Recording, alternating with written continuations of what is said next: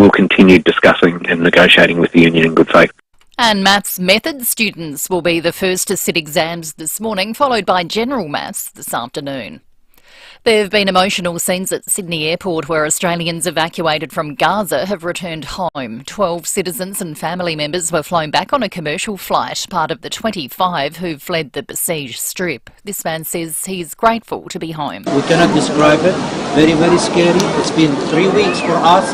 We just finished. We're living a nightmare. We cannot work. We cannot eat. We cannot just this. Thanks for the Australian government and the Foreign Affairs. 67 other Australians are still stuck in Gaza.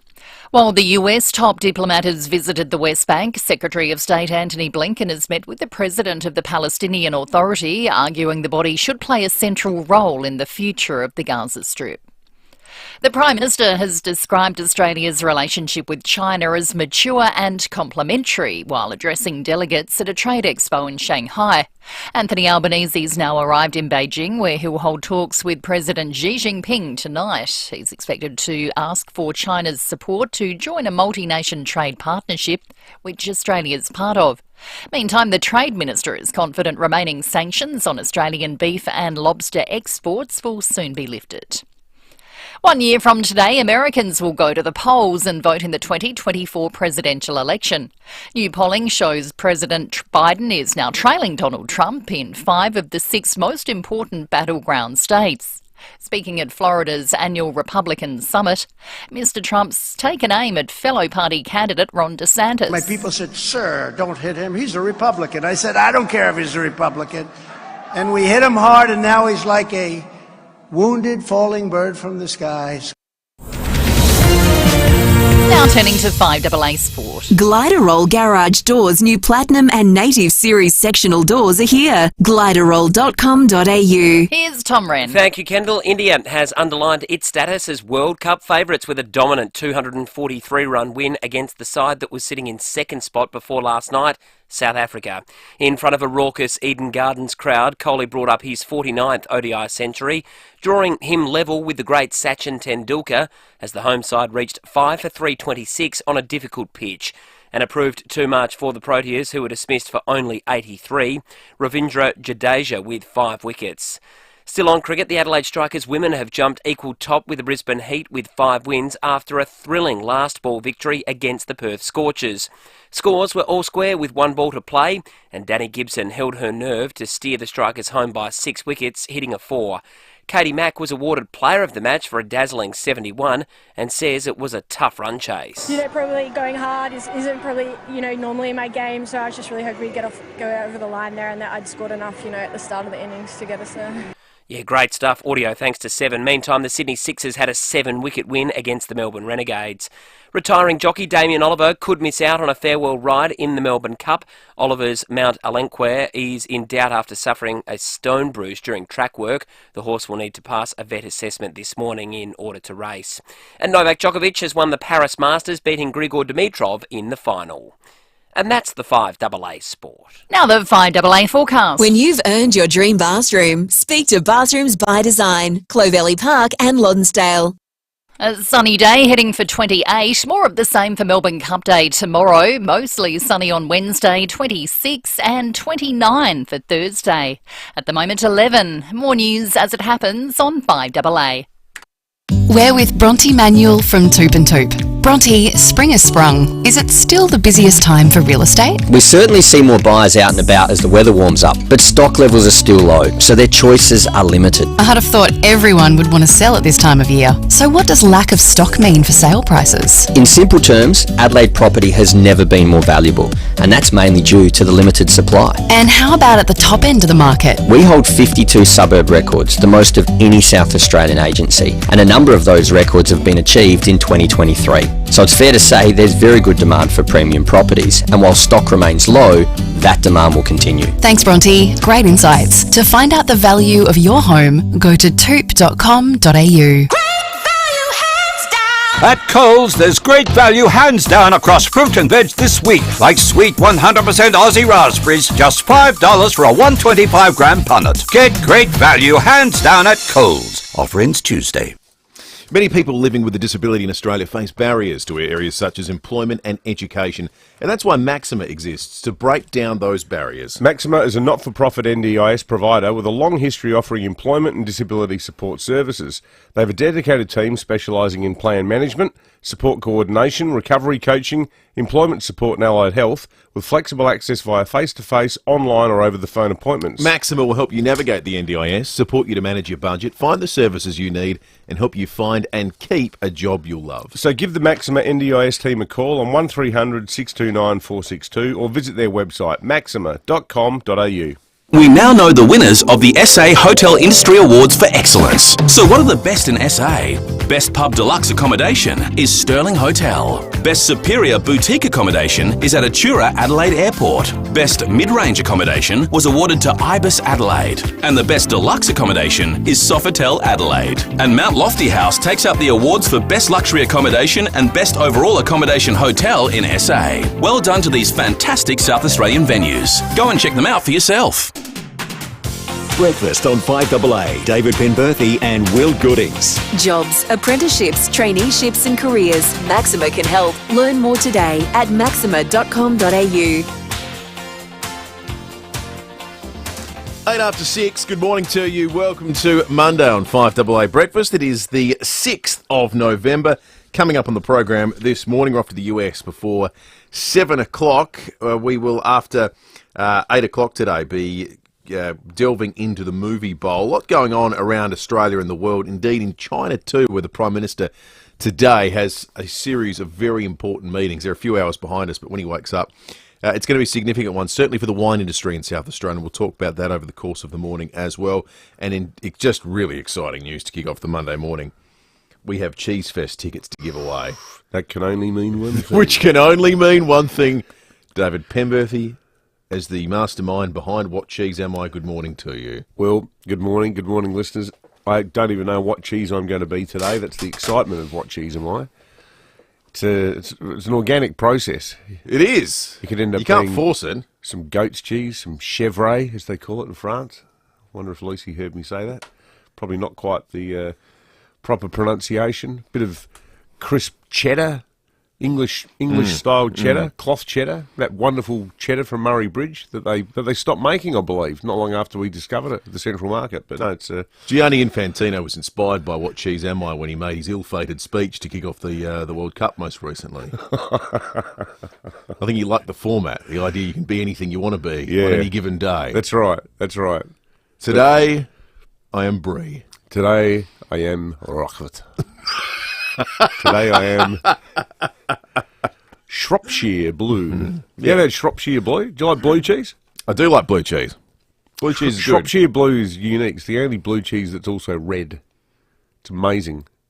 I've not had it then. Oh, it's that doesn't ring a bell. Cheese. It's bright orange with this bright blue mould running through it. And apparently, like a lot of good things in food, it was invented by mistake. It was meant to be a cheddar, and it got some mould in it, and it went berserk. And they went, well, that tastes all right. So they decided to run with it anyway. I have no cheese expertise. I love cheese. It's the greatest discrepancy between something I enjoy and something I know about. I think that exists. I'll eat it. I enjoy it. I like all the different varieties. Yeah. I've never bothered finding out which one I like. It's amazing how there's a lot of cheeses are actually like, towns. Like, have you ever had Epoisse? The French cheese. One. Oh, yeah. Yeah, I had it at the market most recently, actually, when we broadcast them down there. It sounds like it's going to get up out of the container and just attack you. This is the one it's banned on public transport in France. Yeah, because it's got this total sort of Pinoclean, not Pinoclean, more like Ajax. Like it actually smells totally like ammonia. But that's from a town, Epoisse. It's funny, isn't it? Like, there's no real towns in Australia that are known for a product. That are absolutely. That's a good question. Synonymous in the classic sense of the word with a product. No, there's not that I can think of. There's a thing in cooking called a mirepoix. That's like a high end la-di-da term for something we all do all the time in the kitchen. So mirepoix literally means dicing onion, celery, and carrot in equal quantities. Now, you think about diced onion, celery, and carrot in equal quantities. How much is that the bedrock of so many dishes? Like spaghetti bolognese, for one. If you're making spaghetti bolognese or any casserole, you start by dicing onion, celery and carrot. Well, mirepoix, which is the term that is used in French cooking for it, when you're being trained as a French chef, they say, prepare a mirepoix. It's actually a town. So there's a town called Mirepoix, and I think, did everyone in this town just get really good at dicing celery, onion, and carrot? They must have. So people came away from the town going, okay, you're not going to believe what they're doing over there. It's crazy. It's pretty weird, isn't it? It's all the ingredients in equal measure. We are too shy and retiring in Australia, clearly, because we just don't name our culinary traditions after the places they came from. So in Europe, you've got these places. I went and had this nice wine in this town, and they said, what was it? We're going to call it what the place I had it from, right? They do that with everything. It'd be the equivalent of us calling the double cut roll the Adelaide roll. Yeah, exactly. But we don't do that. But there's probably a whole heap of things like that we need to we could retrospectively change and get WTO protection on them. The Adelaide roll. The Adelaide roll. So that if anyone else ever tried to do a double cut roll, you can't go to France and have an Adelaide roll. That's an Adelaide roll. That's they'd have to call it a double cut roll. Yeah. The I mean, you could even get it down to Vegemite sandwich. Yeah, cheese. I think so. Cheese and Vegemite. Yeah, someone was really good at doing cheese and Vegemite. Where was Vegemite started?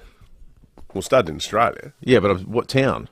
So this is in Europe. In the history of Europe, it would have been named after some job. Yeah, like Worcestershire Park. Yeah, Melbourne. Lucy says. Well, that's not as exotic as I was hoping. Melbourne paste. Yeah, Melbourne paste. Melbourne paste.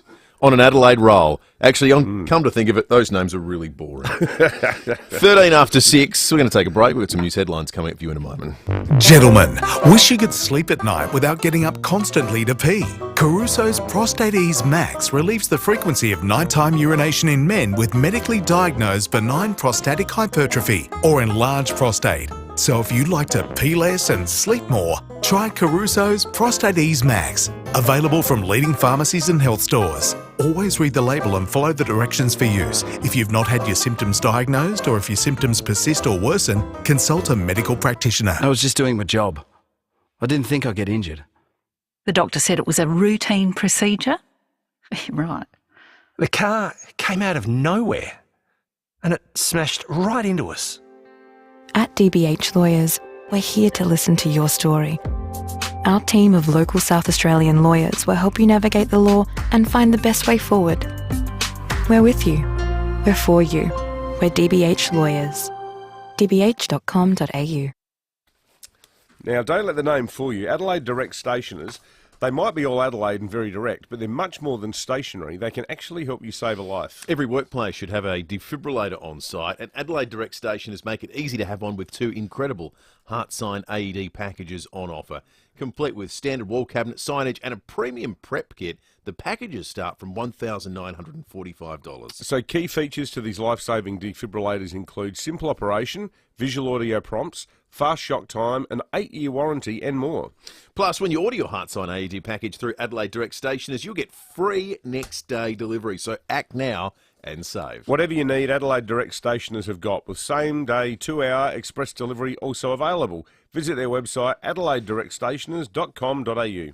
Experience Europe's enchanting waterways with APT and Phil Hoffman Travel. Discover iconic cities, fairy tale towns and hidden gems on a luxury river cruise along the Danube, Main and Rhine rivers from Budapest to Amsterdam with flights included and a free cabin upgrade from $7,425 per person. Unpack once and let the best of Europe come to you in a whole new way in award-winning luxury with APT. Phil Hoffman Travel, pht.com.au. 5AA Breakfast is streaming live right now. To watch, simply head to 5AA on Facebook or YouTube. Breakfast on 5AA. David Penberthy and Will Goodings. Know someone finishing school and looking for an apprenticeship or a traineeship? Visit maxima.com.au. 16 after 6 news headlines on this Monday morning. This is the big one. Public school teachers are waiting to hear from the state government about a new pay deal today. More talks are scheduled, with teachers threatening to walk off the job on Thursday of this week. Comes as Year 12 exams get underway today. I think the state government has been more than a bit irritated about the timing of the of the strike action. Not just the state government. I mean, I think we've said all we need to say about the tactics of the AEU. They're just stupid. It's the dumbest thing, the most self-interested thing. I know that it rankles with a lot of teachers, and the idea that, you know, the way the dramatic language that this goal half-wit uses, where he keeps talking about, oh, we've been pushed to the wall and we can't take it anymore. Mate, get a grip on life. Seriously, you know, you're not working in the salt mines. Seriously, room full of kids. Good luck to all the kids that are starting Year 12 exams today as well. 100%. Good luck. Yes. No, it's an exciting time, a stressful time, but a good form of stress. It's over soon too. Yeah, exactly. There'll be into schoolies after that.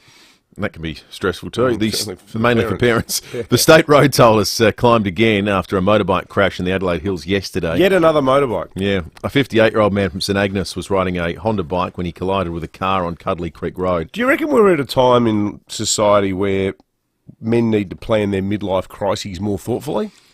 Because there's a bit of a pattern emerging, I reckon, with these motorbike crashes. You know, so many blokes are just clearly out there for the thrill of it all. And, you know, what's the price they end up paying? The road toll demo that we've spoken a bit about would support the theory that there is... It's older blokes. Older bloke problem. So many older blokes on motorbikes dying. It's the 97th life lost in our roads compared to 60 at the same time last year. So what that were 50% everywhere last year. More than extraordinary. Terrible. Also the 19th motorbike fatality of 2023. It's the highest number for this time of year in the last 4 years. Police are continuing to investigate a crash in country Victoria, which has claimed the lives of 5 people and injured 7 others. The driver left the road in Dalesford, ploughing into a beer garden at a pub on Sunday night. A teenage girl and a young boy are among those dead. It's just shocking.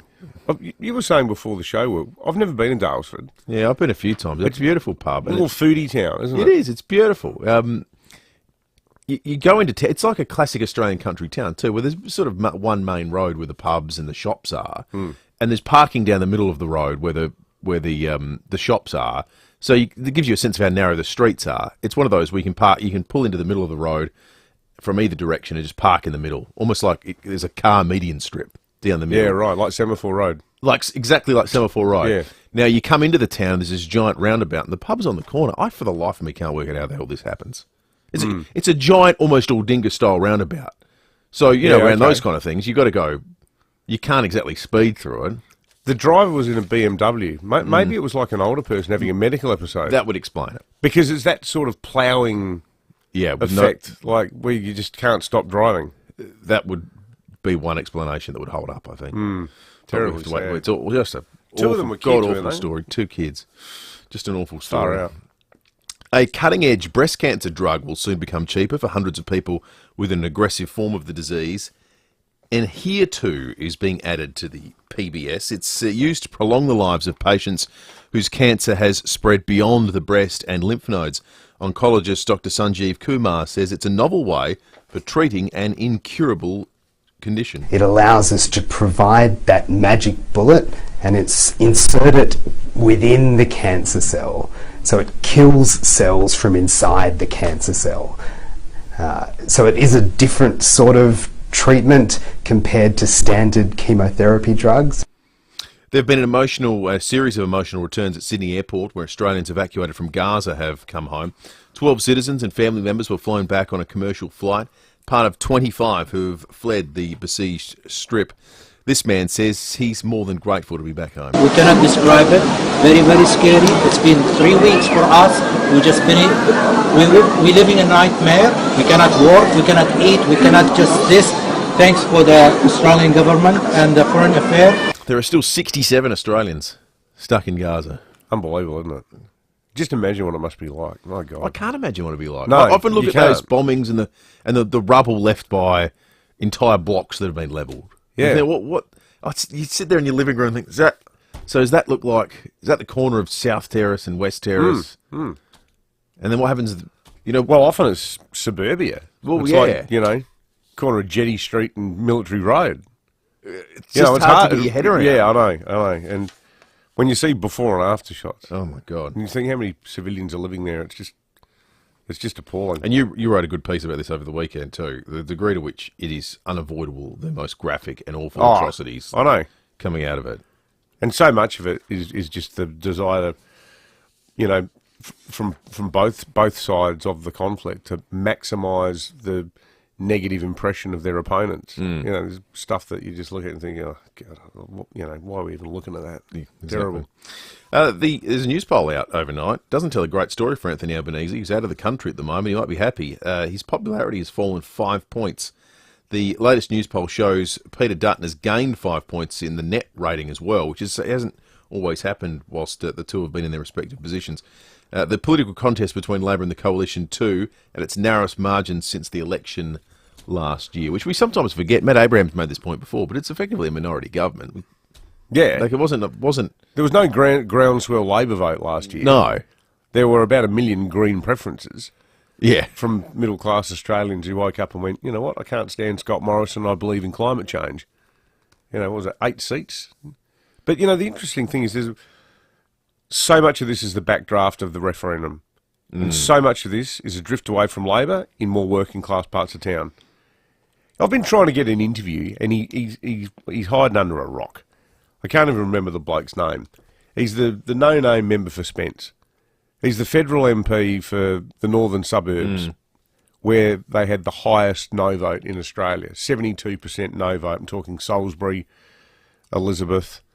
Now, I've emailed this chap's media girl a couple of times now and spoken to her over the phone. She's extremely nice, extremely helpful, but he's not going to... He issued a statement saying that the no vote, the result of the referendum was clearly there was a lot of support for the no vote in the northern suburbs. Well, clearly there was. But out of respect to local Indigenous folks, he's just not going to say anything about it because it's been a difficult time for everyone. Matt Burnell. Matt Burnell. He sounds like a nice bloke. Matt Burnell. He sounds like a nice bloke, but I just can't understand. It'd be really interesting to talk to him about what people in his electorate think, what they're telling him. Now, he probably doesn't want to do an interview that might run the risk of it looking like the government's taken its eye off the ball with cost of living issues. Yeah. I Well, guess. I mean, it's a rock and hard place, isn't it? Because if he says something sympathetic to what his voters are going to believe, he's going to have colleagues that say, seriously? Yeah. And if he says something that's sympathetic to what his colleagues believe, he's going to have a lot of voters that say, who the hell is this bloke representing? Yeah, exactly. So, exactly. It's a no-win. But, it's funny. The fact that he won't actually do a proper interview speaks volumes. But they're the people who've moved away from Labor in the last 6 months. Completely. Because it's felt like the Labor has not been talking to them or about them at all. 52-48 two-party preferred. The federal primary votes tell a story too. The Labor vote down to 35%. LNP 37. Greens still at 12 somehow. 11.4 degrees outside. Top of 28 today. Beautiful week ahead. 28 tomorrow as well. 26 Wednesday. 29 Thursday. Friday 32. Then a bit cooler for the weekend, unfortunately, but not bad days by any stretch of the imagination. 23 on Saturday and 23 on Sunday. Tom Wren is in the 5AA Breakfast studio with us. If you're watching along on the Foodland Supermarkets Facebook and YouTube live stream, thanks to Gliderol Garage Doors, new Platinum and Native Series sectional doors, gliderol.com.au. Morning, Rennie. Morning, Will. Morning, David. Look, stacks of winners and losers to get through. So let's start with some positives, shall we? The Aussie cricketers on the weekend. Yes. Great result against England. England, the first side knocked out of the World Cup before the Netherlands. But it's been a moral victory. A moral victory, yeah. Piers Morgan's been quite quiet, hasn't he? Oh, yeah. Haven't heard much from Piers. What lately. about the sheer joy of seeing that whinging sook Johnny Bairstow get out in the very first ball of their innings? How much fun was that? Caught down the leg side as well, which is probably the worst way to go. Just a pity he wasn't run out. Yeah, or stumped. Under controversial circumstances. But look, a good result for the Aussies. I'd still like to see them get Mitch Marsh back. Hopefully they will, and Glenn Maxwell makes them stronger, but they got it done. Adam Zampa continues to have a brilliant tournament. So a good result there for them. Adelaide Strikers women will stick with cricket. They won on the last ball of the day, yesterday against the Perth Scorchers. So they're equal top. Well, in fact, they are top, but they played one more game than the Brisbane Heat, but they're flying. And a bit more cricket. Last night, not sure if you were watching, but Virat Kohli, his 49th one-day century. That was a tough wicket. He made it look easy. He was magnificent, and they beat South Africa, who was second, by 243 runs. They're easily the side to beat. The next best in terms of one-day centuries, Tendulkar and Kohli, 49. And Ponting? Rohit Sharma 31, then Ponting with 30, Jayasuriya 28. So they are worlds away from the rest. Now, admittedly, India do play a lot of one-day cricket, but that's still phenomenal. And he's made 79 centuries now across Test, one-days, T20s. Kohli, Tendulkar's got the most, 100. It was his 35th birthday yesterday. Is there enough time to join him with 100 centuries at international level? Don't know, but if anyone can do it, it's Virat Kohli. Other winners from the weekend, Aaron Phillips, outstanding. How good was that at Alberton on Saturday? Aaron Phillips just has this way of delivering iconic moments in iconic matches. Taking the big mark at the end with 4 minutes to go. Yeah, it was great, wasn't it? Of course, he was. That was a beautiful moment. So well done to Aaron Phillips. Novak Djokovic, he won the Paris Masters, another title. He just keeps on going. He beat Grigor Dimitrov. Max Verstappen, speaking of machines, 17th win. He just got that in the last half an hour at the Brazilian Grand Prix. Great result for him. Losers. All right, let's get to it. 36ers. They went down. They were up midway through the final quarter, but their plane had to be turned around yesterday because the players had gastro that badly.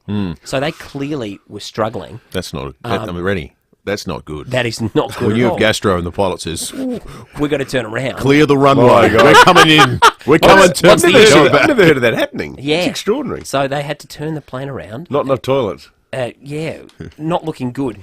But here are my losers, and I want to first play the audio. I'm a little bit fired up about this. This is what happened in the game between the Melbourne Victory and Adelaide United on the weekend. Irankunda gets it against Economides. It's a good turn. Irankunda. Well, he was being held, grappled. He's got it. Oh, he's off. Irankunda, the second yellow card. Connor Chapman comes to tell him where the changing room is as well.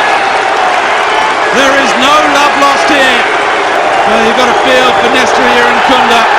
Furious down in front of the Victory bench. Tony Popovich comes to settle him down.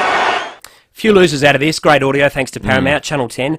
Victory fans for booing 17-year-old Nestor Irankunda throughout the game. Shocking. Terrible. Why? They are for simulation. And to do that to a kid who was actually being fouled when you saw the replays. Terrible. That's my first whack. Second, the A-League officials, Alex King and the linesman, how they didn't pick up the 2 fouls before he got sent off for retaliation. He's getting his legs kicked in. Is mind-boggling. Yeah. They need to be dropped for the rest of at least for next week. So they need to have a good hard look at themselves. Irankunda, I'm going to throw him in there to a lesser degree. It's a good learning curve for him. Needs to learn that in sport, you can't retaliate. Yeah. And petulance as well is going to, even if you do feel wrongly, justified, which it was in this case, but he needs to be better in that moment. But finally, Connor Chapman, for coming over and showing Irankunda where the change rooms are.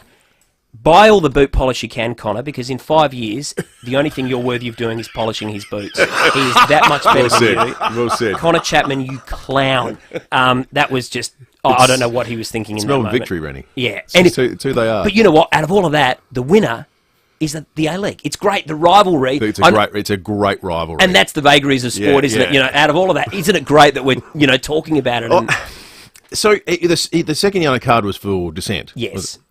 I cannot believe, and it was the 90-something minute. 95th or something, That's right. So the game was probably over. Probably. Yeah.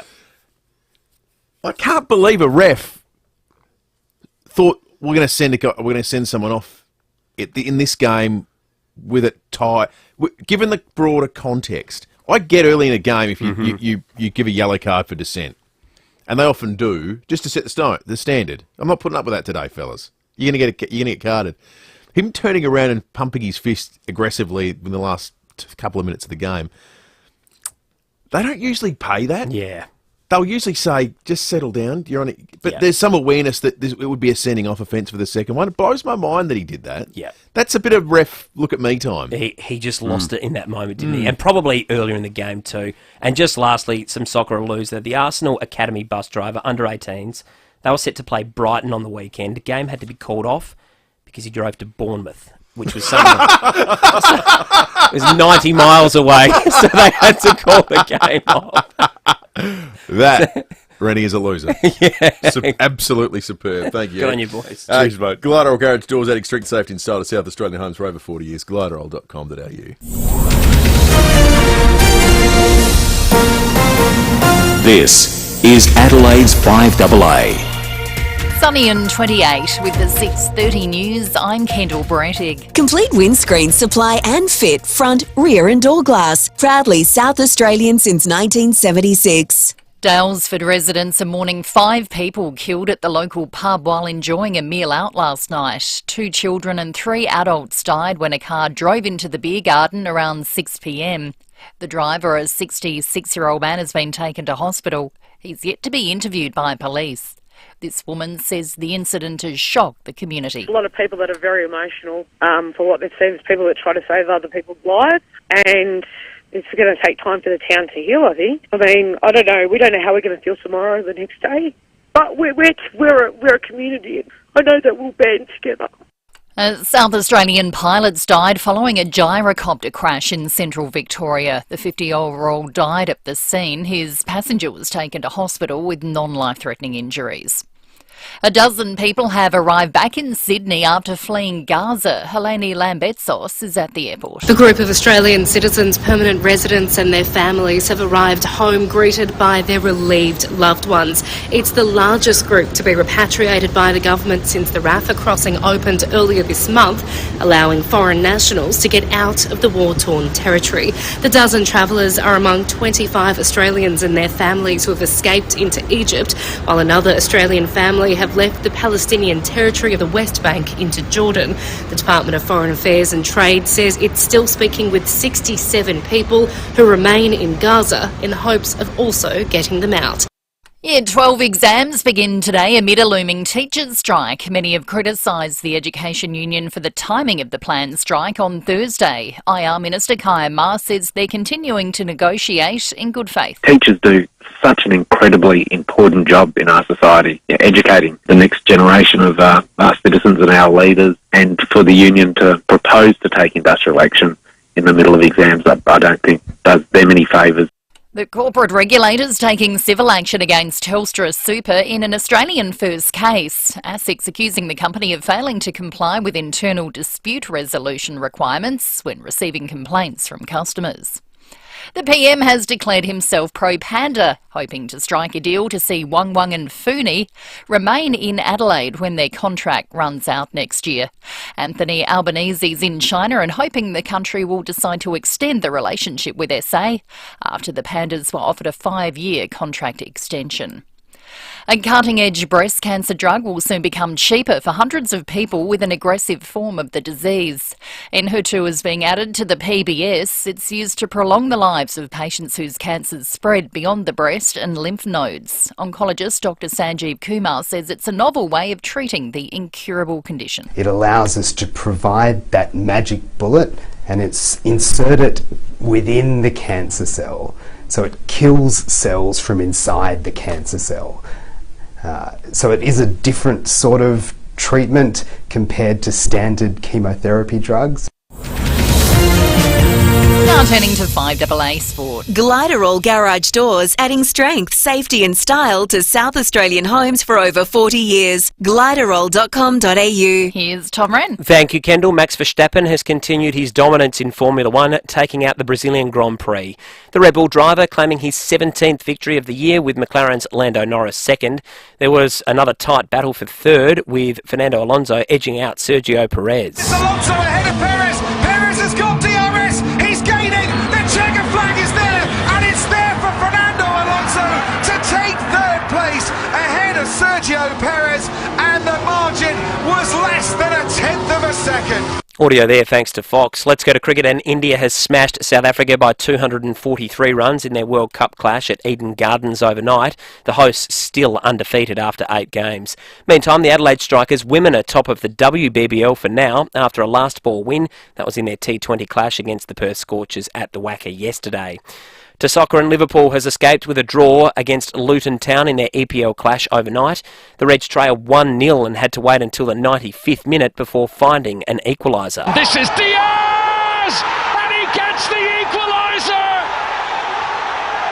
Liverpool refused to bow down. Audio there thanks to Optus. There was one other game overnight with Nottingham Forest 2-0 winners against Aston Villa.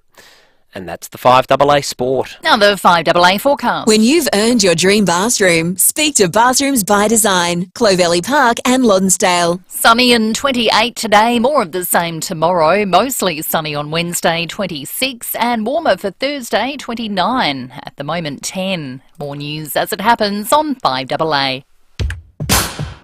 Breakfast on 5AA. David Penberthy and Will Goodings. Jobs, apprenticeships, traineeships and careers. Maxima can help. Learn more today at maxima.com.au.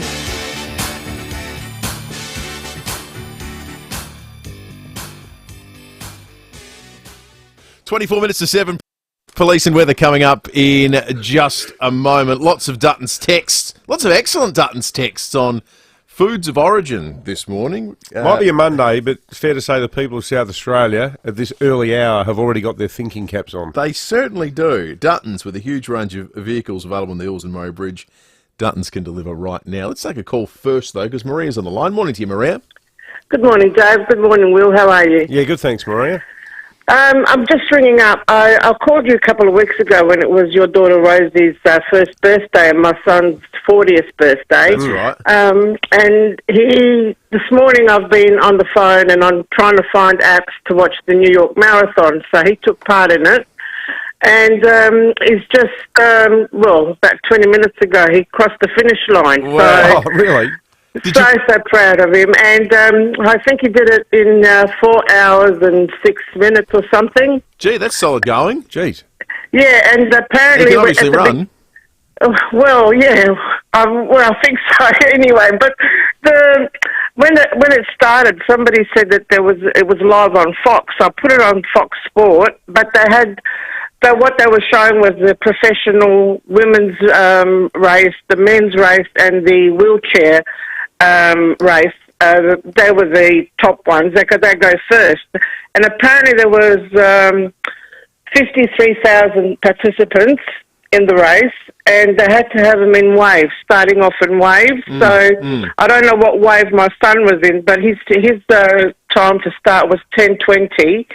And he finished, as I said, not long ago. So now he said, in his last text, he said he's going to eat his body weight in food after the race. I bet. Well, he's in the right city to do it, Maria. Go and get some. It looked go amazing. to Brooklyn and get some of that pizza in here. Yeah, no, it looked amazing. Cause they had, and when he went to pick up his bib, the number, there was a massive wall there with all the names of the runners. It was incredible. It was just like a whole room for wall-to-wall names, you know. So, so that's something off his bucket list that he wanted to do, and I'm very proud, very proud mum. I bet you are, Maria. Good on you, Maria. Rightfully too. Everyone I know who's done the New York Marathon just says it's an unbelievable experience, and most people don't run a very good time in it because everyone I've spoken who's ever done it has this profound moment whilst running it with halfway through. They go, "This isn't a run. This is like a weirdly once-in-a-lifetime opportunity." And you're crossing sort of I think they run across the Brooklyn Bridge. Yeah, they go across quite a few bridges, don't they? Yeah, and you just sort of go, well, maybe I'm not going to try and, check my heart rate and run in my, my most efficient zone. I might just walk for a block and just take in the fact this is unbelievable. I'd only last about a K, and then I'd go into one of those delis and get like a giant Reuben sandwich with a pickle on the side. I love the way, too, they serve sandwiches with potato chips in New York. They do. And you can have a bite of the sandwich and then stuff some chips into your mouth and then have a bite of the gherkin and you get it all going on. It's just so American. Americans must hate coming to Australia and buying a sandwich where you get one slice of ham in it. Yep. It's like, hang on a minute, what's this? Or buying a salad. You buy a salad at an American restaurant? It's the least healthy thing there. I know. It's just absolutely stuffed with meats and... Yeah, they'd hate it. The dressings. They would travel here and go, this is... Why am I paying $6 for this? It's got one slice of ham in it. You'd pay more than you'd pay over there too. Hey, we started the show by talking about the French capacity for naming things after the towns that they're created in, thinking about, Brie and Epoisse cheese and what have you, saying why don't we do it more in Australia? Well, our listeners said we kind of do with a few things, a few suggestions. Bega for cheese, Bundaberg rum, but Yarl as well. Yarl's a town near Mount Gambier, and it was also a cheese for a very long time. Wally the Walnut has suggested that we should name pasties the Adelaide vegetable pie, because you can't get them anywhere else. I don't mind that. Rob says, why don't we call the town Sausage Sizzle, because I'd like to live there. Cam from Campbelltown says, Penrith cheeses were named after towns. What would a cheese named after any suburb in our northern suburbs taste like? It'd just taste down to earth, I reckon. Down to earth and likeable. I reckon. Somebody wants my spaghetti bolognese recipe. No, it's not that good, actually. I've spent my whole life cooking spag bol and don't think it's any good ever. Last night, the block wrapped up on Channel 9. They always end the program with their auctions. And this program, thank God for that, incredibly successful show, but it's sort of become a good way to plot the housing affordability crisis in Australia. Some of the figures in the finale are unbelievable. Have a bit of a listen. From the highest of highs to the lowest of lows, from houses just above reserve, one passed in, to the astonishing victory by Stefan Giano of $1.65 million. And of course, Stefan Giano have taken out the block and won another $100,000 on top of that as well. Wow. Bringing our total today to $2,995,000, then bringing our grand total of prize money to $35,587,807. But I am delighted to say that we are going to be back next year for a record-breaking 20th season of The Block, coming to you from beautiful Phillip Island. If you're not familiar with the show's format, the prize money you just heard isn't the price of the block that gets sold. It's the gap between the reserve price and the ultimate sale price. So here was the top. Here's what they went for. Leah and Ash's was passed in at 2.9 million, so they got nothing. Kylie and Leslie made 130 grand on their block that sold for $3.1 million. Christy and Brett's sold for 3.035. They made $65,000 as the gap above the reserve. Eliza and Liberty sold theirs for 4.3 million. That's $1.5 million ahead of the reserve. Steph and Gian, who you just heard Scott Cam talking about, sold for $5 million, 1.75 million. $1.65 million above the reserve price. Wow! But just so the most popular sort of, do it up and sell it show in Australia.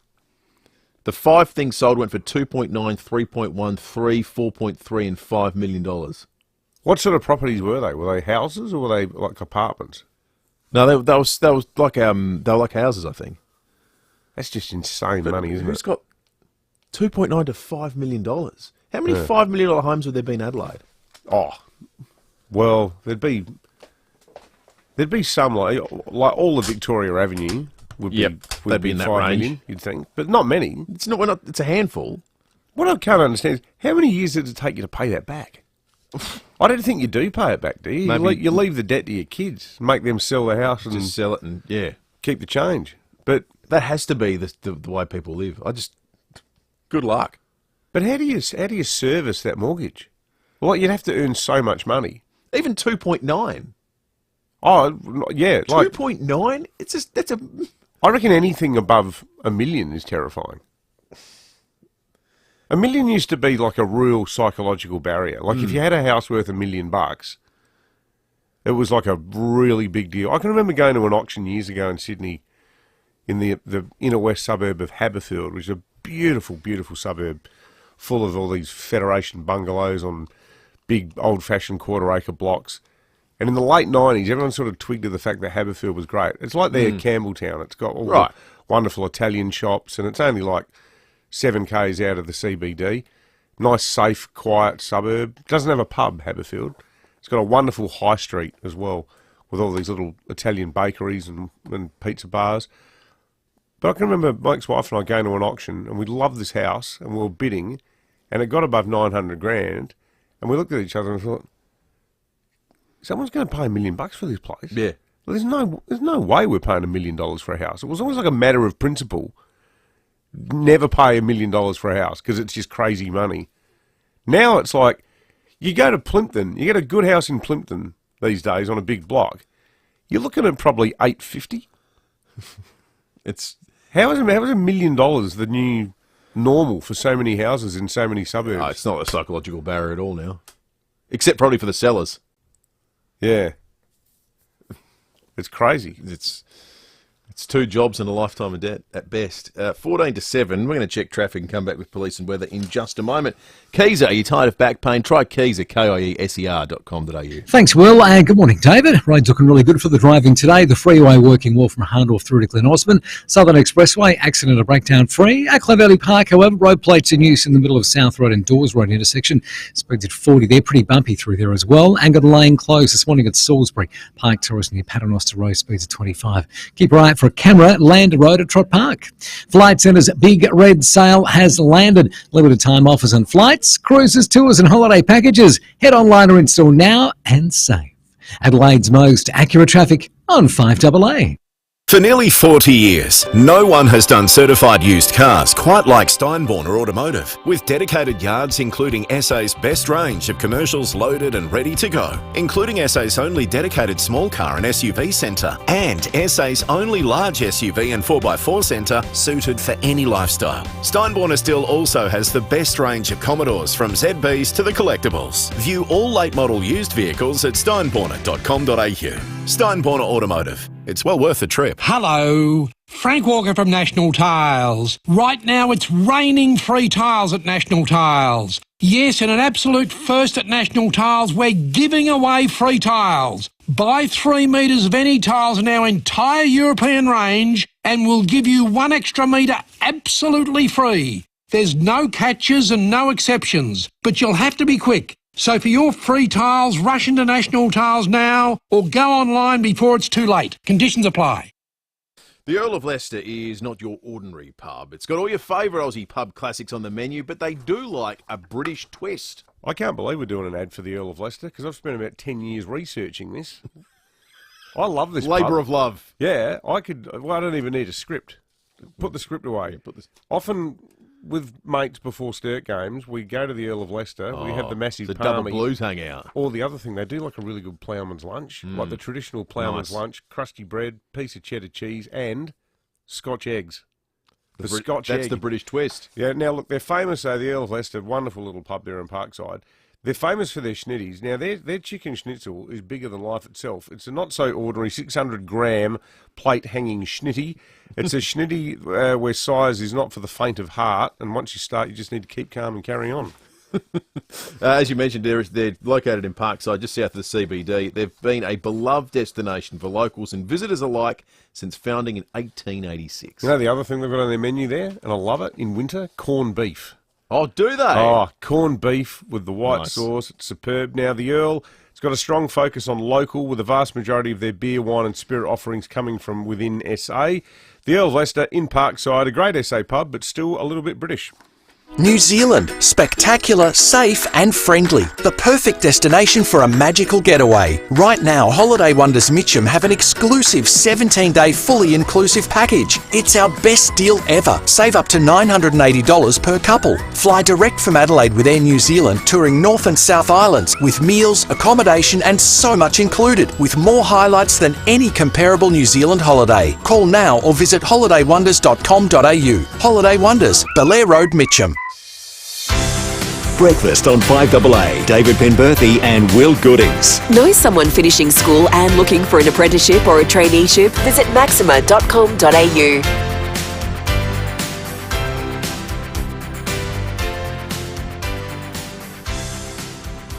10 to 7, police and weather time. Let's start at the Bureau. Mark Analak's on the line. Mark, what a magnificent week ahead. Good morning. Yeah, dry week ahead. Today we're heading for a sunny top of 28 degrees. Currently it's 11.8 in the city and a warm 16 degrees on Mount Lofty. Elsewhere in the metropolitan area, temperatures are hovering around sort of 10, 12 degrees. So a mild start, heading for a sunny top of 28 degrees. Tomorrow on Wednesday, temperatures hovering around sort of 27 degrees, still remaining sunny or mostly sunny.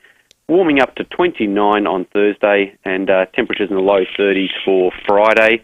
At this stage, a southerly wind change will bring temperatures back to 23 for the weekend. But for today, 28 degrees and sunny, currently 11.7 degrees.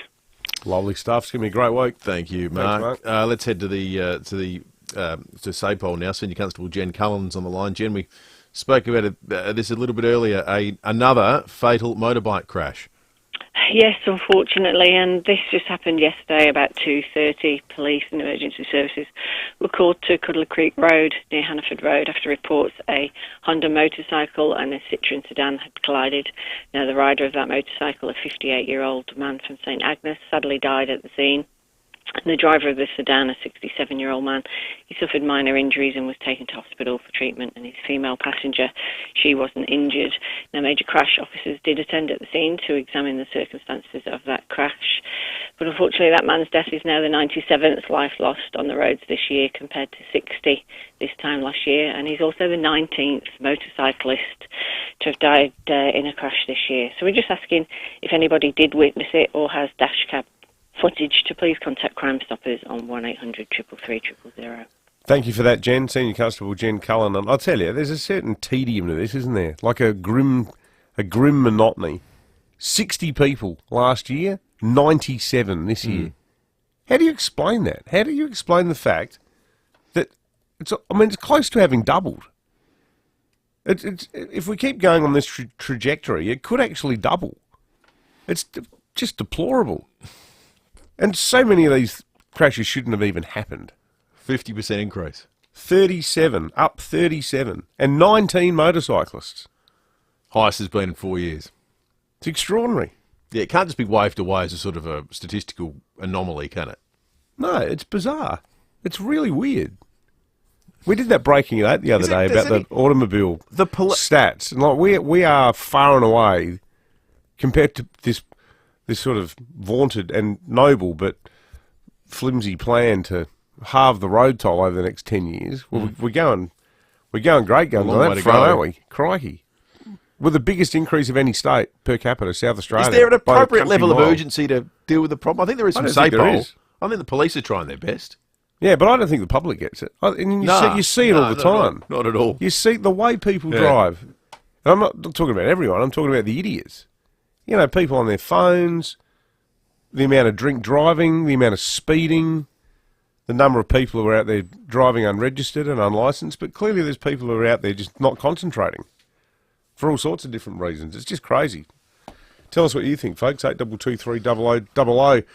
Tony, talking about sandwiches that come with potato chips. He says a little sandwich bar called Stacks. Oh, Stacks. The Stacks used to be on Weymouth Street. Let's do a good meatball sub. Down the southern end of King William Street, they do a clubhouse club toasted sandwich, which is served with crisps, just as you described in New York. On you, Tony. Also, how about Chris watching the show live from the Royal Princess about to dock in Dunedin? Wow. I assume you. That must be the town's Wi-Fi. Do you have? I've never been on a big ocean liner. So, do they have Wi-Fi? Maybe they do. Maybe you get it from a satellite. Presumably, you would have to. You'd have to these days, wouldn't you? The only boat I've been on is the one to Kangaroo Island and the one to Tasmania. Yeah, I don't think I would have done a bigger boat journey than either of those. Have you been on Spirit of Tasmania? No, I haven't. It's good. Big, excellent. How long does that journey take? I think it's overnight, isn't it? Duttons, with a huge range of vehicles available in the hills and Murray Bridge. Duttons can deliver right now. The SACE exams start today for Year 12s. We mentioned that a little bit earlier. November 6th, 2 big ones. And by big ones I mean for smart people, and I definitely didn't do these. This morning, you've got maths methods, and the afternoon general maths. Maths methods, and then general maths. Which is the easier of the two? I have no idea. Maths methods, isn't it? Lucy's handed us a paper of the general maths earlier exams. Okay, so general maths is more practical maths, right? What I would say. So general maths says, here's an example question. Roberto wants to save $10,000 to buy his first car. He finds a savings account with interest rate of 5.6 per annum, compounded monthly. He plans to deposit $200 per month into this account. Show that Roberto would have saved more than $2,400 in his savings account after 1 year. And you sort of need to plot it out. Then you need to calculate in years how long it would take to reach his savings goal of $10,000, assuming that all the variables remain constant. I don't know. This sounds vaguely gettable to me, vaguely. So he's Roberto, right? He's going to buy a car, 10 grand he needs. So he's going to bank $200 a month, and he gets 5.6% interest per month. No, per year. Per annum, compounded monthly. What does that mean? Oh, so the interest is it's 5.6 over the year, and it's applied whatever proportion monthly. I didn't do this. Does that mean he gets 0.56% interest a month on $200? But then don't you need... But yeah, then it's so, compounded. all right, let's Then say it for compounds. innumerate idiots like us, say he's getting 1% interest. So $200, $200 a month into the account. So 1% of that is what, $20? Is that right? Of what? Or $2? 10% of 200 is 20. Yes, that's right. So, but don't you need to calculate the first lot of interest? And then you need to apply it again. So then the sums get really weird. They get really weird really fast. Because he might have like $205.60 or something after one That's right. month. You know, that's only part A of the question. Then you flip it over. Isn't there an app that will work it out for you? Well, I think that's the correct answer. Calculate the time in months it would take if he would now save $250 a month. Then you've got to go to state one strategy. I like this. Other than making a larger monthly deposit that Roberto could use to reach his savings goal of $10,000 sooner. This is meant to be the easy maths. This is the easy maths. I don't even think there's anything we can print off for maths methods that we'd even be able to read out. There'd be a series of words. How do you work this out? Isn't that what accountants are for? Exactly. Where's Jeff Inglis when you need him?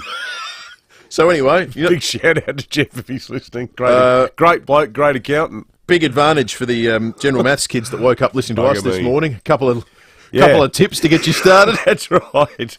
Yes, if all else fails, maybe pursue a career in radio. Terry in Clemsig's called in. Morning to you, Terry. Yeah, good, boys. Just in regard to this road toll, I'm very interested to know what demographic most of these people are. Well, most of them are older, mate. Yeah, but because where I'm living, no joke, I've nearly been taken out completely dead on 2 occasions in the last 3 months. The people just come straight out. They have no cause, no concern for anyone, and just go for it. It's just no thought. I don't know. It never used to be like this. I don't know why it's like this now. Yeah, it's a good question, Terry. But overwhelmingly, though, in the road toll, as Will was saying the other day, looked at the age brackets, and we're mainly talking about older people. The biggest increases have been people aged 50 to 59. That's the far and away 275% increase. Now, that doesn't even account for the one that just happened. 70 and over is the second biggest category. They're the ones that are they're doing a lot of the heavy lifting when it comes to the increase in people dying on roads this year. Keep them coming. Shocking. Keep them coming in. Your text on 0480 13 95. You can call the open line, of course, like Terry did. Love to chat with you. 8223 0000. Are we getting bagged? Is that what I'm big saying? Time. Our numerate listeners, as opposed to us being innumerate, are just having a field day, just laughing at us. Josh says this is both hilarious and painful. Yeah. Another one says at least we can see that you guys aren't bankers. And someone here saying, no, it's definitely Monday morning. Listen to you two try to sort out compound interest. And Felix from Felixstowe says, Pembo, please stick to mispronouncing French words instead of on-air maths attempts. Let that segment stand as an example of the fact we don't just steer the program to things we're comfortable and know about. We're going to do a different question every day this week from all the Year 12 exams. Yeah. Oh, yeah, that'll be See great. if we can matriculate all over again. No chance whatsoever. 5AA News is coming up back shortly. At Coles, there's great value hands down across fruit and veg this week. Like sweet 100% Aussie raspberries, just $5 for a 125-gram punnet. Get great value hands down at Coles. Offer ends Tuesday. Gentlemen, wish you could sleep at night without getting up constantly to pee? Caruso's Prostate Ease Max relieves the frequency of nighttime urination in men with medically diagnosed benign prostatic hypertrophy or enlarged prostate. So if you'd like to pee less and sleep more, try Caruso's Prostate Ease Max. Available from leading pharmacies and health stores. Always read the label and follow the directions for use. If you've not had your symptoms diagnosed or if your symptoms persist or worsen, consult a medical practitioner. Online, on DAB Digital Radio and on 1395 AM. Talking Adelaide. This is Adelaide's 5AA. Sunny and 28 with the 7 o'clock news. I'm Kendall Brettig. Chipped windscreen? Complete Windscreens can repair it from just $99. Look for the big red koala. The main street of Dalesford remains blocked off this morning as police continue to investigate how a car ploughed into a beer garden, killing 5 people. Christina Hearns there. A 66-year-old Mount Macedon man was behind the wheel of a white BMW when at around 6 p.m. last night, witnesses say without warning he accelerated like a rocket and ploughed into the front lawn beer garden of the Royal Dalesford Hotel. As a result, 2 men, a woman and a young boy died at the scene, while a teenage girl died later in hospital. Ambulance Victoria say 7 people were taken to hospital, 4 by air ambulance. That includes a young boy at the Royal Children's in a critical condition. The white BMW was towed from the scene at around 5 a.m, police trying to still determine how this tragedy all unfolded. While SA's road toll has climbed after another motorcyclist was killed at Cuddly Creek yesterday. The 58-year-old St Agnes man died at the scene after his Honda motorbike collided with a car. His death is the 97th life lost on our roads compared to 60 a year ago. He's also the 19th motorcyclist to be killed. Public school teachers are waiting to hear from the state government about a new pay offer today. More talks are scheduled, with teachers threatening to walk off the job on Thursday. It comes as Year 12 exams get underway today, with the timing of the strike described as insensitive. There have been emotional scenes at Sydney Airport as a dozen Australians returned home from Gaza.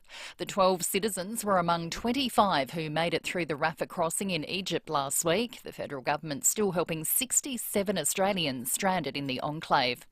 While former Prime Minister Scott Morrison and his former British counterpart Boris Johnson have joined forces on a solidarity trip to Israel.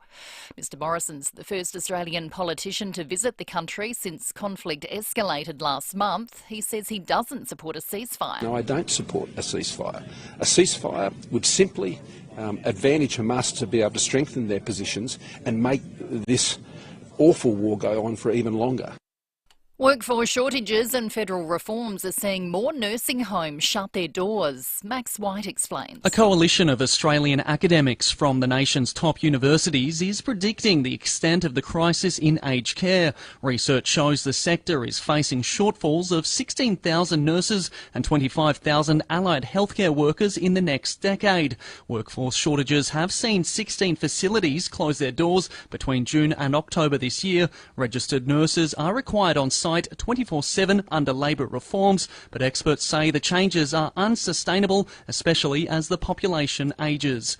A cutting-edge drug for treating an incurable and aggressive form of breast cancer is being added to the PBS. Enhertu is used for patients whose diseases spread beyond the breast and lymph nodes. Federal Health Minister Mark Butler says the listing will benefit around 600 patients a year. This is a new cutting-edge treatment, and we're committed to making sure that Australian patients get affordable, quick access to these cutting-edge treatments as quickly as possible. And so this gives new hope to women who are facing very challenging circumstances with stage 4 forms of this particular type of breast cancer. Now turning to FIVEAA Sport. Gliderol Garage Doors' new Platinum and Native Series sectional doors are here. Gliderol.com.au. Here's Tom Wren. Thank you, Kendall. Max Verstappen has again underlined his status as the dominant force in Formula One after winning the Brazilian Grand Prix. Daniel Ricciardo was 13th, while fellow Aussie Oscar Piastri was 14th. Well, Indian superstar Virat Kohli has continued his breathtaking World Cup with a record-equalling century to help his country crush South Africa by 243 runs overnight. Celebrating his birthday, Kohli equalled the legendary Sachin Tendulkar for the number of one-day hundreds. He's a man who writes his own scripts. Many happy returns of the day to Virat Kohli. His 35th birthday, his 49th ODI hundreds. Yeah, amazing. Audio thanks to Fox. India now guaranteed to finish in top spot heading into the semi-finals. Meantime, the Adelaide Strikers women are now sitting on top of the WBBL ladder. That's after a thrilling last ball win against the Perth Scorchers at the WACA. Well, history has been made with Wanderers women's youngster Ishia Brooking becoming the youngest player ever to feature in the A-Leagues. The 14-year-old played a minute off the bench in their 1-1 draw against Newcastle. 2 games in the English Premier League overnight. Liverpool held to a 1-1 draw against Luton Town, while Nottingham Forest had a 2-0 win against Aston Villa. The Adelaide 36ers will be looking to recover and get well after a bout of gastro went through the team over the weekend. The Sydney Kings, meantime, have held on to beat the New Zealand Breakers 87-85. That's in their first NBL meeting since last season's championship series. Novak Djokovic has won the Paris Masters, beating Grigor Dimitrov in straight sets in the final. And Victorian golfer Phoenix Campbell has become the first amateur to win the Queensland PGA Championship at Nudgee. And that's the 5AA Sport. Now checking 5AA traffic. Reimagine your home, elevate your life at 88 O'Connell Street Luxury Apartments. See 88o'connell.com. Good morning. Roads are working well for Back to Work Monday today. The Northern Connector looking good. The freeway accident breakdown free from Bridgewater all the way through to Glen Osmond, which is nice. Colour Park road plates in use to the middle of South Road and Dawes Road intersection. Speeds down to 40, quite bumpy through there. And look out for lane closed this morning at Salisbury Park Terrace near Paternoster Row. Speeds of 25. You'll find cameras Prospect Road, Prospect and Trua Parade Seaton this morning. Did you know at Ultra Chin you can get a manufacturer's handbook service for your car and not void your new car statutory warranty? Call the Search Ultra Chin today. Adelaide's most accurate traffic on 5AA. When you've earned your dream bathroom, speak to Bathrooms by Design, Clovelly Park and Lonsdale. Sunny and 28 today, more of the same for Melbourne Cup Day tomorrow. Mostly sunny on Wednesday, 26 and 29 on Thursday. At the moment, 12. More news as it happens on 5AA. City Discount Tires. For the best advice and price on tyres and mechanical, see City Discount Tires. With local deals on the world's biggest and best brands in tyres, wheels, suspension and parts for four-wheel drive, SUVs and passenger cars. Finance available. Find your nearest dealer at citydiscounttires.com.au. We're driven by value.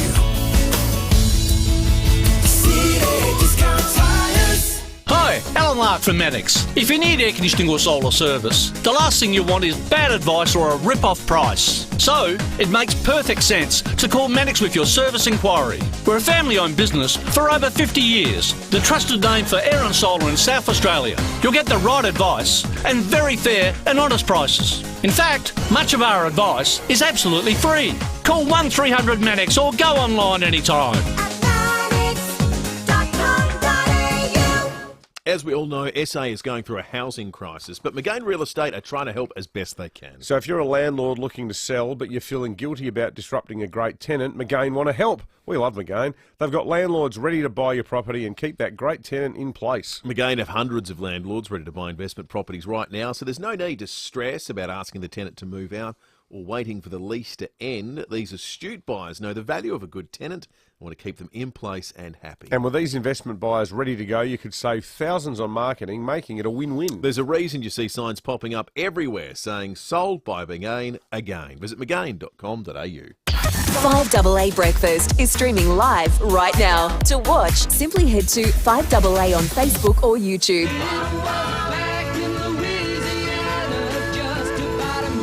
Breakfast on 5AA. David Penberthy and Will Goodings. Know someone finishing school and looking for an apprenticeship or a traineeship? Visit maxima.com.au.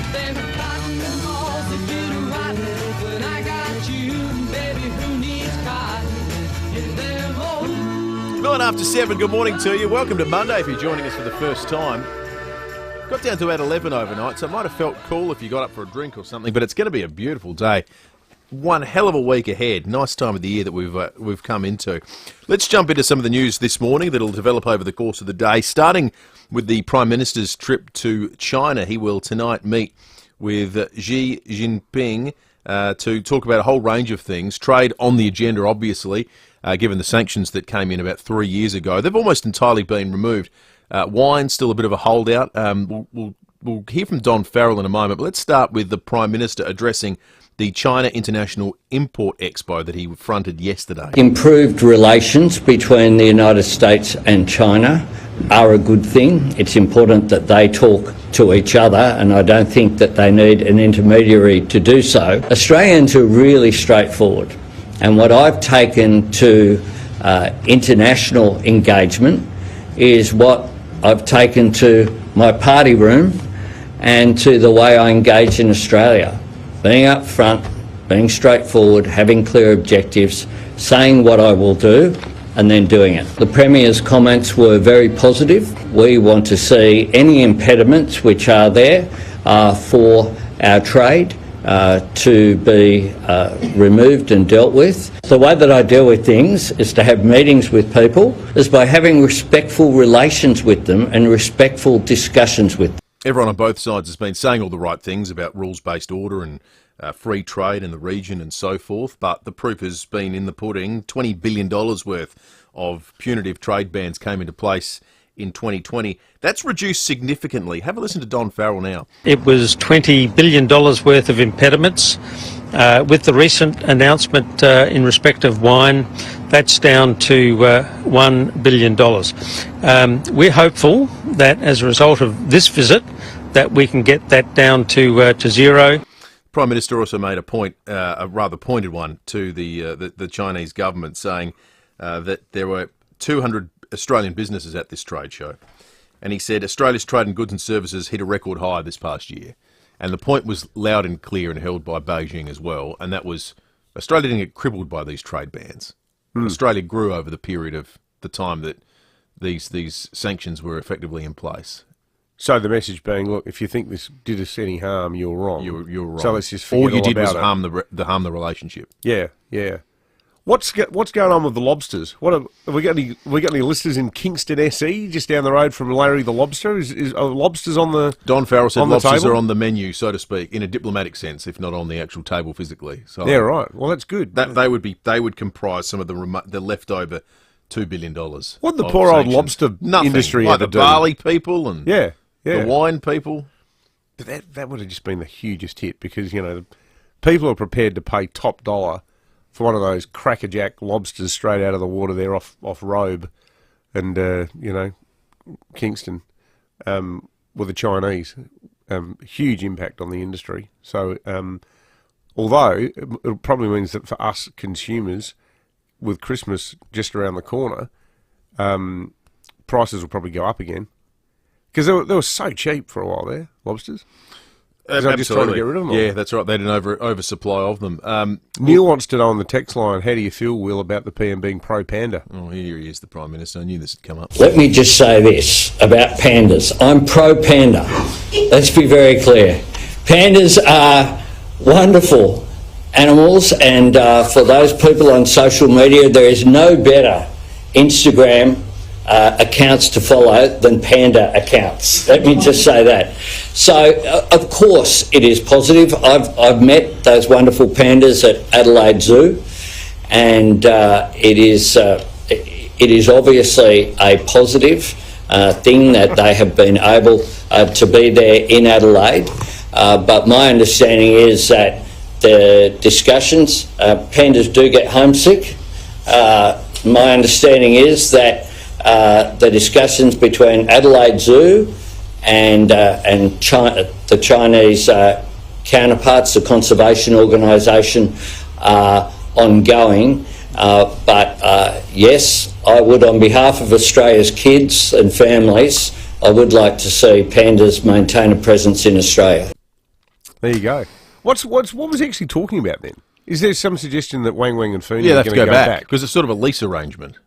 Well, we've had them for more than 10 years. Yeah, I think the plan was that they would ultimately go back. From memory, they arrived here in about 2009. Yeah, 10. I was going to say 10. Lucy said 9 in my ear. But I was when Mike Rand was Premier. Yeah. It's that long ago. I say this sincerely. I genuinely hope when the Prime Minister sits down with Xi Jinping, he doesn't waste an iota of his time talking about pandas. Now, the... You really hate them, don't you? No. Hate. No. Hate. No. I'm just critical of the pandas. Disappointed, David, if anything. Lena's. Sending the wrong message. Instagram pictures. Yeah, everyone's got an Instagram account these days, haven't they? Instagram. Yeah, let's make sure everyone's Insta's good. Now, Christmas shopping. The state government announced that Sunday night that shops can open midnight, November 24, and then trade again on December 14, 21 and 22. Here is the Minister Kai Ma. This used to be done on an ad hoc basis some years, but not on other years. Businesses will also continue to have the option to open from 9 a.m. on Sundays and on Boxing Day. It's kind of quaint, isn't it? Why is it that the government decides when shops get to open? Just as a matter of general principle. Why can't they just open when they want to open? South Australia. And people get paid accordingly. Yeah, that'd be nice. Like the business goes, let's open today. Okay, no, to be fair, a lot of small businesses would say that'll kill us. Because what, the big ones would just open on They can open all and the time. lose money and run you out of town. Yeah, I think that's what it's not all about. Unions and labour force. I think it's the small business owners would be. They don't dislike the current arrangement. Here's Matt Cowdery from the Liberal Party. What we'd love to see is an extra hour of trade on Saturdays and Sundays to 6 p.m. To ensure that we give those working on weekends the ability to get to the shops after they're finished.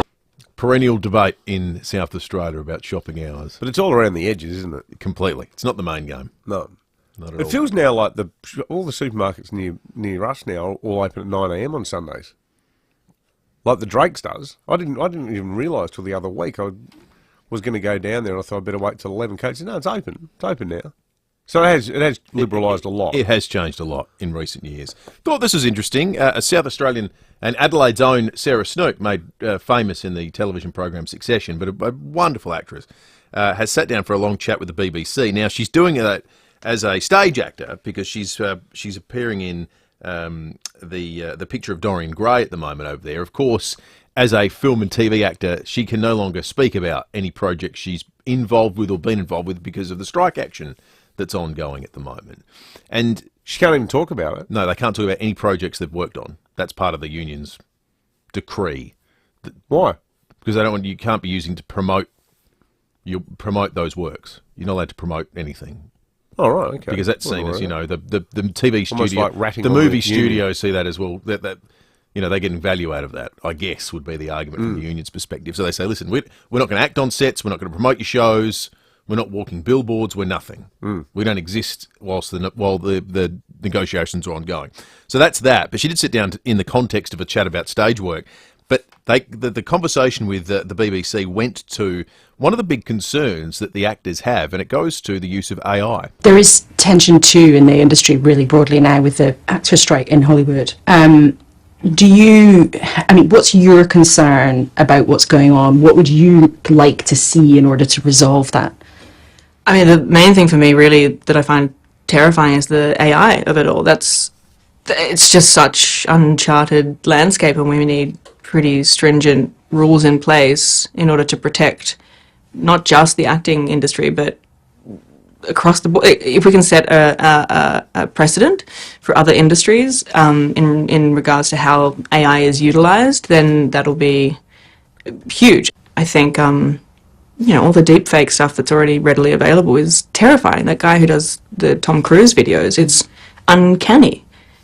And so imagine then having a company who owns your image, owns your voice, creating whatever propaganda at the worst. There are no words that would describe how important this is right now to attend to. Have you seen the Tom Cruise videos that she's talking about? There's a guy that does. He can be Tom Cruise and have him say anything. Seriously? Yeah. I don't know what access he's got to technology. I don't know his story, but he's for a while released these viral videos, and it looks like Tom Cruise is, wishing you, David Penberthy, happy birthday. Or I was listening more to Sarah Snook's accent, thinking how good it is that it hasn't changed at all. She's got a real Adelaide Eastern Suburbs accent though, hasn't she? She does. Like you can imagine having a quiet chat to her at in aisle 3 at Frueville Foodland. Oh, she would have been a Frueville Foodland regular, I think, if her talents hadn't taken her elsewhere. All right, let's check traffic and come back with more very shortly. Thanks to Keys, a tired of back pain. Try Keys at kieser.com.au. Thanks, Will. At Hope Valley, 2-car collision to look out for, Grand Junction Road at Awonga Road. Cove Valley Park Road plates in use at the South Road and Dawes Road intersection. Speeds under 40 quite bumpy through there. And look out for a lane close this morning at Torrensville, South Road near Ashwin Parade. Cameras, Crittenden Road, Finton and Hillier Road at Ranella. Exclusive Hot Wheels are at Drake's right now, but they won't last long. Get one free when you spend $60 or more at Drake's. T's and C's apply. See drakes.com.au. Adelaide's most accurate traffic on 5AA. 5AA Mornings with Matthew Pantelis. COVID's still with us, and I suppose as we head towards Christmas, people gathering together, functions, parties, all the rest of it, the risk of transmission remains very real. Professor Nicholas Burriott. Look, this virus is here to stay. It's not going to go away. So it's not unexpected that we have a wave now. Weekday mornings from 9 We have waning of our immunity. on 1395, Adelaide's 5AA. The heat is on, and air conditioning is one of those necessities we just can't live without. So if your car's aircon isn't keeping you cool, you need an Automasters aircon service. And that funny smell probably isn't a dog, but an unhealthy bacteria build-up in the system. But don't worry, we'll sort that out for you too. Beat the heat. Keep cool with Fix Now, Pay Later options available. Book now. For great service guaranteed, call 1300 Automasters. Hi, I'm Lynn Andrews. For over 50 years we, the Lynn Andrews team, have specialised in commercial and residential property management. But above all, we specialise in people, helping to make life easier for investors and tenants. Everyone is treated with empathy and respect. It's the way we do business. It's the Lynn Andrews way. For residential and commercial property management, we're here to help you. Visit lynnandrews.com.au. If you love your home but you've never been in love with your kitchen, well, the answer is not far away. No, it's just 15 minutes up the freeway, in fact, because that's where you'll find Balhanna Kitchens by Design. Now, it boasts the largest kitchen design showroom in the Adelaide Hills, and it's a family business with 35 years' experience, so they care about taking care of you. And their expertise goes further than kitchens. They can create laundries, linen cupboards, robes and vanities, plus all cabinet installations are backed by a 10-year warranty. Balhanna Kitchens by Design. It's not too far to go to make your dream kitchen a reality. See more at balhannakitchens.com.au.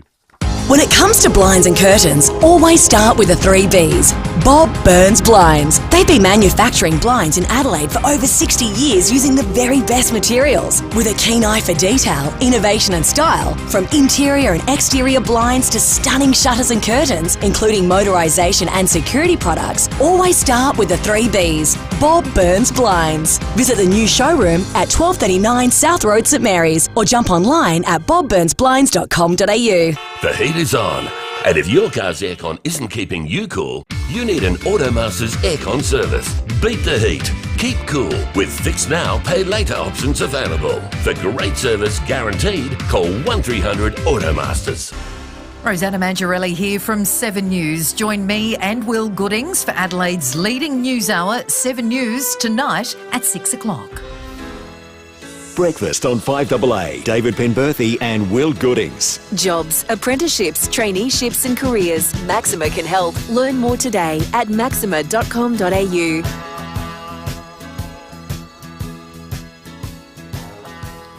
– 24 minutes after 7, coming up after 7:30 this morning, Associate Professor Phil Cassie from Adelaide Uni about the South Australian lizards that apparently are the darling of the animal trafficking world. The smugglers. They're the smugglers. Lizard smugglers. Had no Not idea. budgies, lizards.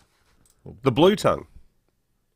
Even the rare pygmy blue tongue lizard, which was, they thought it was extinct. It was rediscovered near Burra in 1992. Even the pygmy ones are being traded. Well, we'll talk more about that after 7:30. Why it is that our lizards are so sought after on the black market. First, Dave and Ardrossan's called in. Morning to you, Dave. Morning to you, boys. How you going? Good, mate. Good, thanks, Dave. That's good. I just want to throw a question out there. Next time you speak to the police minister or whoever, I'm just wondering, why don't they have seatbelts in the back of paddy wagons? I don't know. I've never been in the back of a paddy wagon. No, neither have I. Are you concerned about the well-being of sort of troublemakers out there, Dave? Miscreants. Yeah, I just, because police force bang on about people wearing seatbelts and everything, and if the prisoner gets locked up in the back of a paddy wagon, the police officers have a seatbelt on, but the prisoner doesn't. He's just handcuffed and just sitting in the back. So if something happens, he's going to get thrown around. Yeah. And To be fair, there hasn't been an overwhelming number of paddy wagon-related incidents out on our roads, have there? Still, we can't be too careful, I just thought it might have been a safety issue for Yeah. Oh, we'll check it out, Dave. Thanks for the call, mate. I'm not even sure if that's right. I think it would be illegal. Even if you catch a bus. We were on a bus the other day when we had the work lunch at Rusden's Winery, and we got on the bus, and the guy said, "Put your belts on, put your seat belts on." Oh, seat belts on a bus. Okay, fair enough. Joe in Brooklyn Park makes this excellent point. Hi, boys. Talking about the road toll. 97. Stands at 97 compared to 60 this time last year. And as of yesterday, the 19th death of a motorcyclist on our roads. It's just a disgrace. Joe says, my husband rides a motorbike. Some of the blame needs to go to other drivers. He nearly got cleaned up yesterday because the driver didn't look. 100%. I reckon that's right, Joe. Completely. 27 after 7. What an amazing moment we had here in football in South Australia over the weekend with Aaron Phillips' final game. $17 Schnitty Monday to Wednesday at the Birkenhead Tavern, Excelsior and Lighthouse Wharf. You just know it's a Barreau Hotel. Here's how it ended. And that will do it. A career comes to an end. One that no one will ever forget. The party will begin now. 13-10-88. The Giants are 4-6-30. It's a huge win for Port Adelaide in their last game of the season. Erin Phillips, well, she's crowned by all her teammates on a special day. A 58-point win to see out her season and her career. A wonderful late-season career across the Crows and Port Adelaide. And the tears are flowing here at Alberton Oval. 58-point victors, Port Adelaide run out in the end, but that was sort of the postscript, wasn't it? The reality was the main game was Aaron Phillips and her remarkable career coming to a close. Got a goal as well, took that mark, contested mark with 4 minutes to go in the game, and I think everyone there wanted her to have a moment that they could, one last moment, and she delivered it because she did, irrespective of what sport she was playing over the course of her career. As you were saying before, she always rises to the occasion, doesn't she? It's, you think about the great moment she was involved in with the Crows premierships as well, and now returning to a spiritual home, in keeping with family tradition. But what a contribution she's made to the sport, to the growth of a new sport. Well, not a new sport, but a new version of the sport.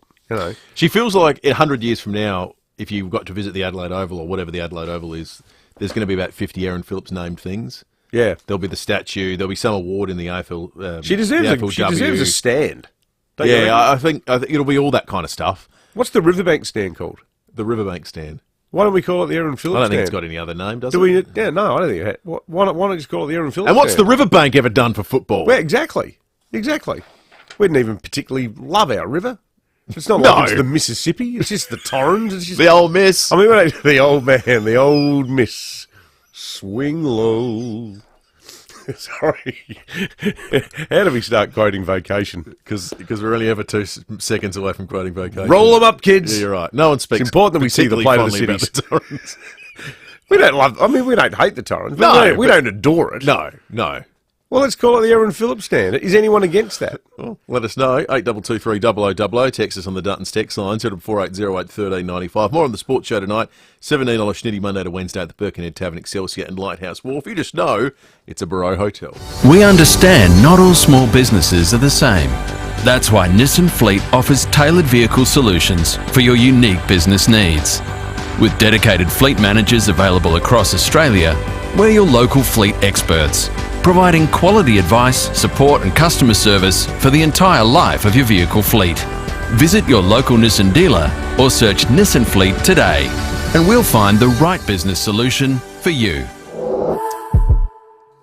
Now, we're going to get you to redefine your definition of something. We're going to get you to redefine where you live and what luxury means. If you didn't think that was possible, you've got to have a look at 88 O'Connell Luxury Apartments. They're 2-bedroom, 2-bathroom apartments now selling from $1.2 million. And these apartments are redefining the definition of residential luxury with amenities never seen before in Adelaide. Yeah, have a listen to these features. A New York-inspired Skydeck, Mikado Fresh Produce Market, wine bar, integrated wellness studios, sauna, pools and allied healthcare. For anyone thinking of a fresh start in a beautiful apartment with the choice of peaceful parkland or CBD vibrancy at your door, you must check out 88 O'Connell. If you'd like to learn more, plan a visit to the display suite or inquire at 88o'connell.com. This is Adelaide's FIVEAA. Sunny and 28 with the 7:30 news. I'm Kendall Brettig. Complete windscreen supply and fit, front, rear and door glass. Proudly South Australian since 1976. The state government set to finalise a new pay and conditions offer for public school teachers this morning. It comes as they threaten to walk off the job on Thursday in the midst of Year 12 exams. IR Minister Kaya Ma hopes the matter can be resolved. It is disappointing, though, that there'd been a strike decided upon even before, as a government, we'd put any further offer to the union. I think that's unfortunate, particularly in Year 12 exams. It's not a great time to be proposing industrial action, but we'll continue discussing and negotiating with the union in good faith. And maths method students get things underway this morning, followed by general maths this afternoon. Another motorcyclist has died on our roads, the 19th this year. Senior Constable Jen Cullinan says the 58-year-old man from St Agnes died after colliding with a car on Cuddly Creek Road yesterday. The driver of the sedan, a 67-year-old man, he suffered minor injuries and was taken to hospital for treatment, and his female passenger, she wasn't injured. Now, major crash officers did attend at the scene to examine the circumstances of that crash. But unfortunately, that man's death is now the 97th life lost on the roads this year, compared to 60 this time last year. And the central Victorian town of Dalesford's in shock after 5 people were killed and dozens seriously injured when a BMW crashed into patrons in the outdoor garden area of the Royal Hotel last night. This woman saw the crash. I just looked up and saw this car just fly into the sky, and this an unbelievable noise, this boom. A 6-year-old boy is among those killed. A teenage girl died from her injuries in hospital. The driver of the car, a 66-year-old man, was taken to hospital. He's yet to be interviewed by police. There have been emotional scenes at Sydney Airport where Australians evacuated from Gaza have arrived home. 12 citizens and family members were flown back on a commercial flight. They're part of the 25 who fled the besieged strip. This man says he's grateful to be home. We cannot describe it. Very, very scary. It's been 3 weeks for us. We just been we living a nightmare. We cannot work. We cannot eat. We cannot just this. Thanks for the Australian government and the Foreign Affairs. 67 other Australians are still stuck in Gaza. While the US's top diplomat has visited the West Bank, Secretary of State Antony Blinken has met with the President of the Palestinian Authority, urging the body to play a central role in the future of the Gaza Strip. Support for the federal government's continuing to slide as some voters believe Labor's failing to manage cost of living issues. The latest news poll shows the opposition's primary voters pushed ahead of the government. The survey also shows voters aren't happy with Anthony Albanese, but he still remains preferred PM over Peter Dutton. Mr Albanese is currently in Beijing, where he'll hold talks with President Xi Jinping tonight.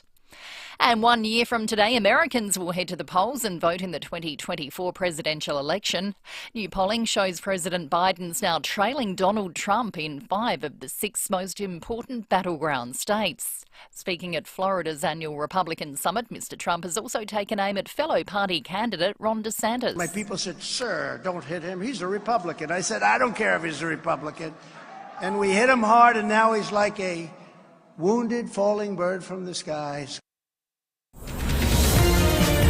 Now turning to 5AA sport. Gliderol Garage Doors, adding strength, safety and style to South Australian homes for over 40 years. Gliderol.com.au. Here's Tom Wren. Thank you, Kendall. Max Verstappen has continued his stunning season, recording his 17th win of the Formula One season with victory at the Brazilian Grand Prix. The current master of every driver in the field, the reigning world champion, is on his way to win number 17 of the season. Max Verstappen wins the Sao Paulo Grand Prix with a superb drive. Audio there thanks to Fox. Lance Norris was second and Fernando Alonso third, while Aussie Daniel Ricciardo was 13th and Oscar Piastri 14th.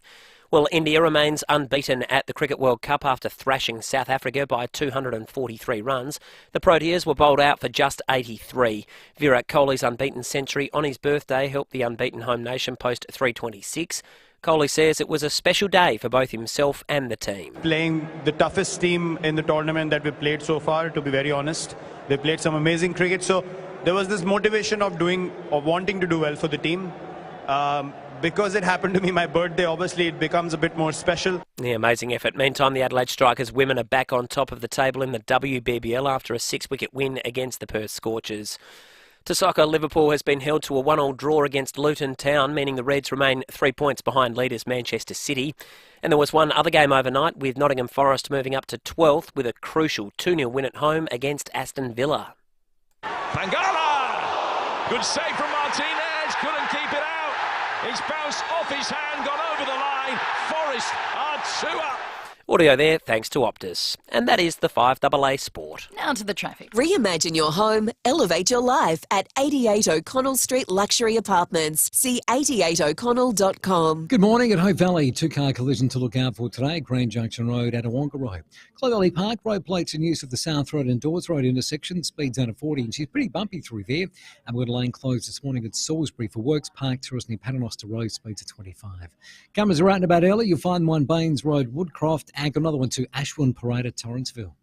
Don't melt in traffic this summer. Get your car serviced at UltraTune and their expert technicians will ensure your car's air conditioning is running smoothly. Call the search UltraTune today. Adelaide's most accurate traffic on 5AA. When you've earned your dream bathroom, speak to Bathrooms by Design, Clovelly Park and Lonsdale. Sunny and 28 today, more of the same tomorrow for Melbourne Cup Day. Mostly sunny on Wednesday, 26, and then warmer on Thursday up to 29. At the moment, 14. More news as it happens on 5AA. Now let's see what's in the swear jar at Buy Urban Bathrooms and Kitchens. Boy, that's a cookie jar. Busted. My mistake. Let's see. Here it is. Here's one from Renette, an interior designer at Buy Urban for over 20 years. Renette swears to ensure your dream bathroom becomes a wonderful reality. For a team that swears to deliver on quality and service, see Buy Urban Bathrooms and Kitchens, Adelaide's home renovation experts. Wouldn't mind a cookie. City Discount Tires. For the best advice and price on tyres and mechanical, see City Discount Tyres. With local deals on the world's biggest and best brands in tyres, wheels, suspension and parts for four-wheel drive, SUVs and passenger cars. Finance available. Find your nearest dealer at citydiscounttires.com.au. We're driven by value. City Discount Tires. 5AA Breakfast is streaming live right now. To watch, simply head to 5AA on Facebook or YouTube. Breakfast on 5AA. David Penberthy and Will Goodings. Jobs, apprenticeships, traineeships and careers. Maxima can help. Learn more today at maxima.com.au. 22 to 8, John Blake coming up this half hour. Our next guest, Phil Cassie, is the Associate Professor of Biology Sciences at Adelaide University, but he also oversees a dedicated unit at the uni that tracks the illegal multi-billion-dollar global wildlife trade business that's identified there is huge demand for South Australian reptiles. Phil Casey, good morning to you. Good morning. How are you? We're good, thanks, Phil. So, look, I love a lizard, I love a blue tongue, I love a sleepy. Why are they so popular and how are people getting them out of the country? So, Australia's got species that are found nowhere else in the world, and you know that drives a demand. We've also got, or we've always had, and are known for pretty good biosecurity. We're an island nation, so it's hard to get our animals in other places, and this also drives another form of demand as well. So we're seeing, particularly in Europe, but also in parts of Asia, that there's this increasing demand and its supply. We're seeing them turn up, and it's just been noted recently that we're seeing more and more of them turning up. And so how they get out, that's an excellent question. Yeah, and just to be clear, is there a legal trade of them? Like, can you become a registered trader in say, blue-tongue lizards? Or is it the case that whenever they're identified or spotted overseas, they're only ever the result of someone having smuggled them out? So there's a legal private trade within Australia. So a lot of these species you can keep in small numbers, and there are registered breeders in Australia. Outside of Australia, most of these species aren't protected once they get there. There's been, up till recently, there's been almost no protection if they turned up in the markets outside of Australia, but they're not legal to be exported. Right. So there's no private legal export.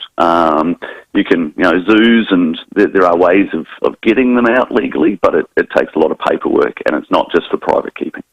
Phil, are they being traded illegally in such number that it threatens them as a species going forward? Yeah, so that's one of the things that we're interested in. How what is the sort of the take and the harvest, and how is that adding to all of the other exacerbating things we do, that habitat clearance, all of the cats and foxes, we lose a lot of populations in fires. So a lot of these are the primary causes of decline, but that doesn't mean that harvesting, particularly of some of the rarer species, might not start to become a problem. Some of the things you found in your studies, Phil, are amazing, because you head up. It's like it's not just you doing this. You've got like a unit down the road at Adelaide Uni tracking this multi-billion-dollar global trade in our wildlife. But That's right. What's the thing you found out in India? There are a group of kangaroos just standing around on a street in some sort of wet market type place or something. Yeah, they'd been someone had been keeping them. They'd gotten poor health, so they'd been dumped on the edge of a national park. Increasingly, what we're trying to do is understand what the demand is for all Australian wildlife, and also to monitor what's being brought in as well, because we know that the emergence of invasive species is a cost to our environment and agriculture of many billions of dollars each year. And so we don't want to just focus on what's being lost. We also want to try and strengthen biosecurity and understand the demand for what's being brought in as well. It's great that you're doing this, but Phil, why is this a uni responsibility and not an AFP/customs problem? Well, they're working with us.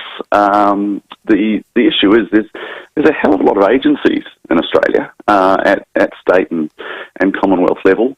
They don't always talk as well to each other as you might like, and they don't have the investment or the time, or sometimes the capability to build up the next generation of research tools that are required. So, within a university, we're able to put together an interdisciplinary centre that provides both training and research to support them, and to work with some of the data sets that they're collecting, that it's their job to collect as well.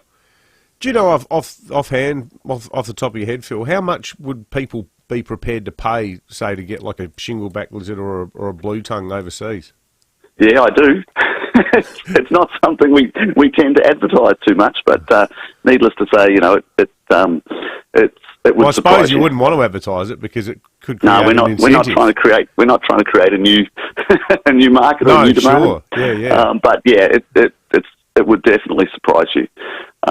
These things are, they're highly wanted. Yeah. Do you think the fines are high enough for smuggling them?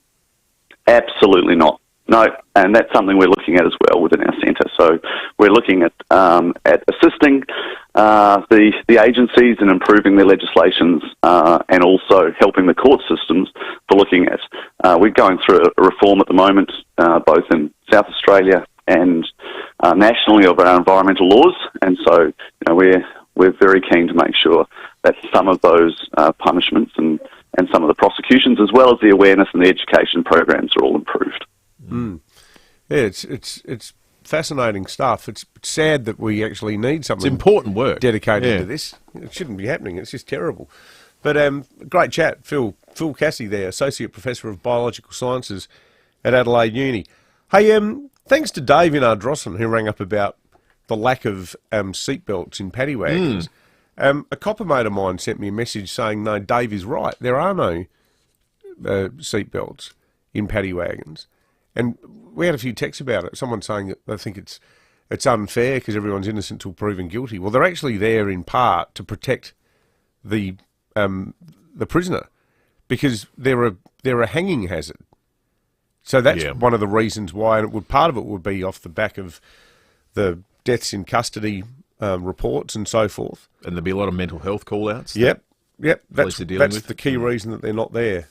But they're also not there because if prisoners don't put them on, the job would fall to the police to try to get in there and say, come on, let's just clip your belt in. And apparently, police being kicked is pretty common in the back of a paddy wagon too. So that's why there are no seatbelts in police paddy wagons.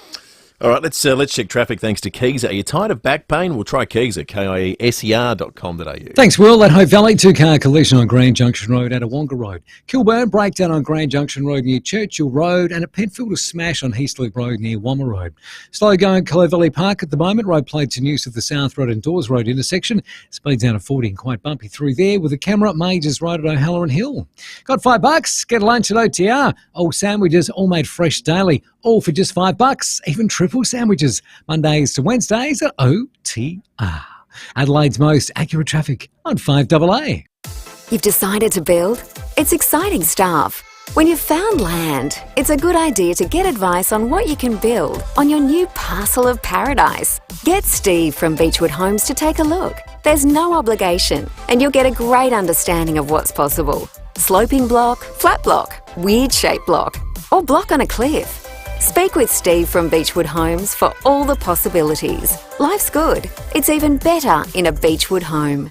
Google Beechwood Adelaide. The sun is shining, so it's the perfect time to farewell hefty electricity bills and welcome a brighter future with NRG Solar. Unlock the power of the sun with cutting-edge solar battery technology that's backed by a rock-solid 10-year warranty, saves you thousands, and empowers you to control your energy usage like never before with a simple-to-use app. This summer, add value to your home and say goodbye to blackouts. Don't wait. Visit nrgsolar.com.au. That's nrgsolar.com.au. Now, when it comes to blinds and curtains, it's always best to start with the 3 Bs. Bob Burns Blinds. Bob Burns Blinds are South Australian through and through. In fact, they've been manufacturing their own indoor and outdoor blinds in Adelaide for over 60 years. You'll probably find Bob Burns curtains, blinds and awnings still going strong in your grandparents' house. That's how good they are. That's right, because quality is always assured with Bob Burns Blinds because all they use are quality materials. Bob Burns Blinds are often ahead of the times too. They've got a keen eye for detail, innovation and style, from interior and exterior blinds to stunning shutters and curtains, including motorisation and security products. So start with the 3 Bs, Bob Burns Blinds. Visit the new showroom at 1239 South Road, St Mary's, or jump online at bobburnsblinds.com.au. Remember when milk came in bottles? I mean real glass bottles. It somehow tasted better and it was better for the planet. That's why the Fluorio Milk Company have partnered with the Udder Way to bring you milk in a glass bottle. The reduction in single-use plastic bottles will be phenomenal, in the millions. Join the fight to reduce plastic and look for milk refill stations in your supermarket. Thanks to Fluorio Milk Company and the Udder Way. Visit fluoriomilkco.com.au for more. G'day everyone, Cornsey here. Now, I know a great team and I see one, and the South Australian hydraulic team I rate the highest is BL Shipway. I've known them for a long time. David Shipway is one of the best blokes you'll ever meet. BL Shipway, they've been looking after your hydraulic and pneumatic needs since 1953 with brands like Ryco, Rexroth, Enerpac, Hydac, Oilpath, EasyFit and many more. And if you can't get to them, they'll send a Ryco 24/7 van to you anytime, anywhere. blshipway.com.au, the South Australian team you can count on. 5AA Breakfast is streaming live right now. To watch, simply head to 5AA on Facebook or YouTube. Breakfast on 5AA. David Penberthy and Will Goodings. Know someone finishing school and looking for an apprenticeship or a traineeship? Visit maxima.com.au. 11 minutes to 8, breaking at 8, coming up after 8 o'clock. We'll delve into the movie bowl as well. Lots of great Duttons texts coming through. With a huge range of vehicles available on the hills in Murray Bridge, Duttons can deliver right now. Great one here from Fred. The thing I admire about Erin Phillips is her determination and her love of football at such a young age. It eventually got her her dream. What a great role model. Absolutely, Fred. Couldn't agree more. And here's one that sums up today's news poll in a nutshell. Now that Albo comes out and says, cost of living's the number one issue, it just shows how he gave the middle finger to the Australian public for the last 12 months, and the polls show it. Maybe middle finger's too strong a word. He certainly got very distracted. It certainly wasn't top of his agenda. The news poll's fascinating, I think, for the comparison between Anthony Albanese and Peter Dutton. So two-party preferred's 52-48. It's bobbled around that since the election. It's coming back and forth. The primary votes have shifted ever so slightly. 35 Labor, 37 for the coalition, up down 1 and up 2 respectively. But when it comes to preferred PM, 46 for Albanese, down 5. Dutton up to 36, up 5. I don't remember it being that close for a long time. No. Albo's wearing a lot of this personally now, and even as people had ebbed and flowed in terms of their support for the government, he'd maintained an incredibly large, and I thought at times insurmountable leader, hence Peter Dutton as preferred Prime Minister. But it's starting to look achievable. For Dutton? For Dutton. Yeah, it is. He's still a long way back. But although I would love someone to do a specific poll of all of those middle-class rich seats that are now held by independents. Well, because if none of them go back to the Libs, and remember, these are all yes voting seats by and large. You know, as we said prior to the referendum, our hunch was that it would be the richest electorates in Australia would be the only ones that voted yes. You know, I think that the sort of bourgeois, upper middle class, small L liberals are going to be the last ones to shift over to the Dutton camp, don't you think?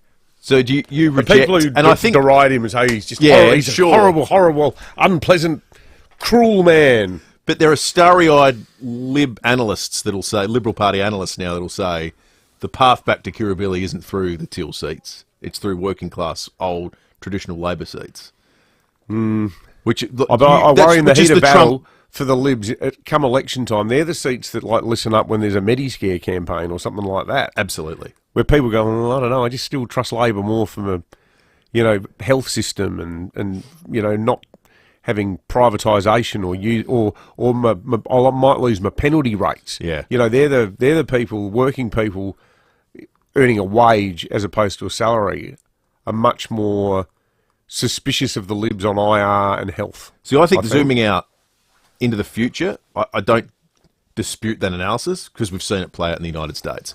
But I think this election is at least one or possibly two elections too soon to start thinking that that is the way to win government. That you can win enough traditional Labor seats and forsake the traditional Liberal heartlands of those, northern beaches and... Yeah. It's hard to disentangle it numerically because so many of the people who might be actually right now prepared to vote Liberal, and we talked earlier about it, the seat of Spence, Adelaide's northern suburbs, right?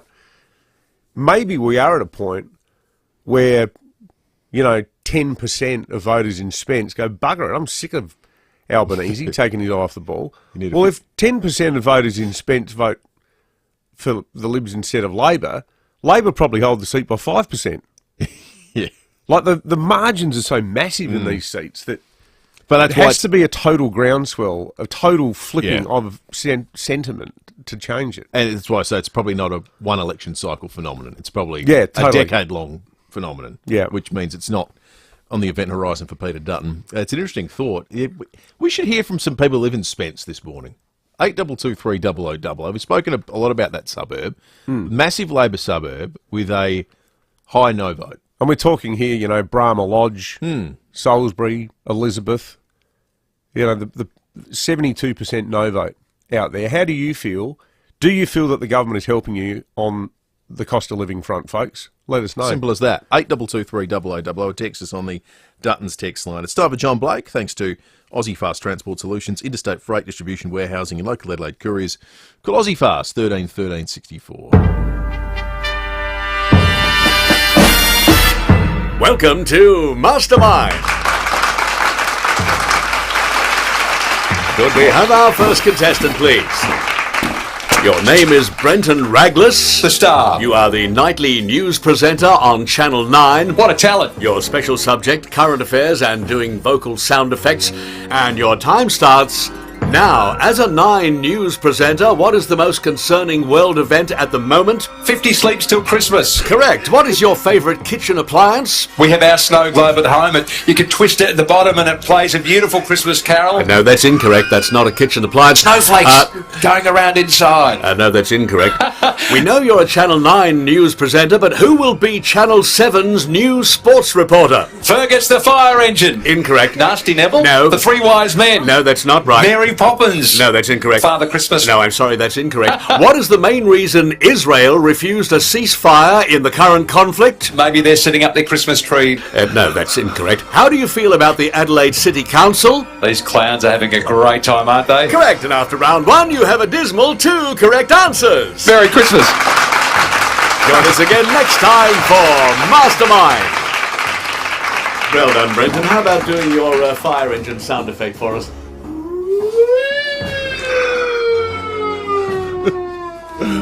Oh, that's very good. Yes, that's enough.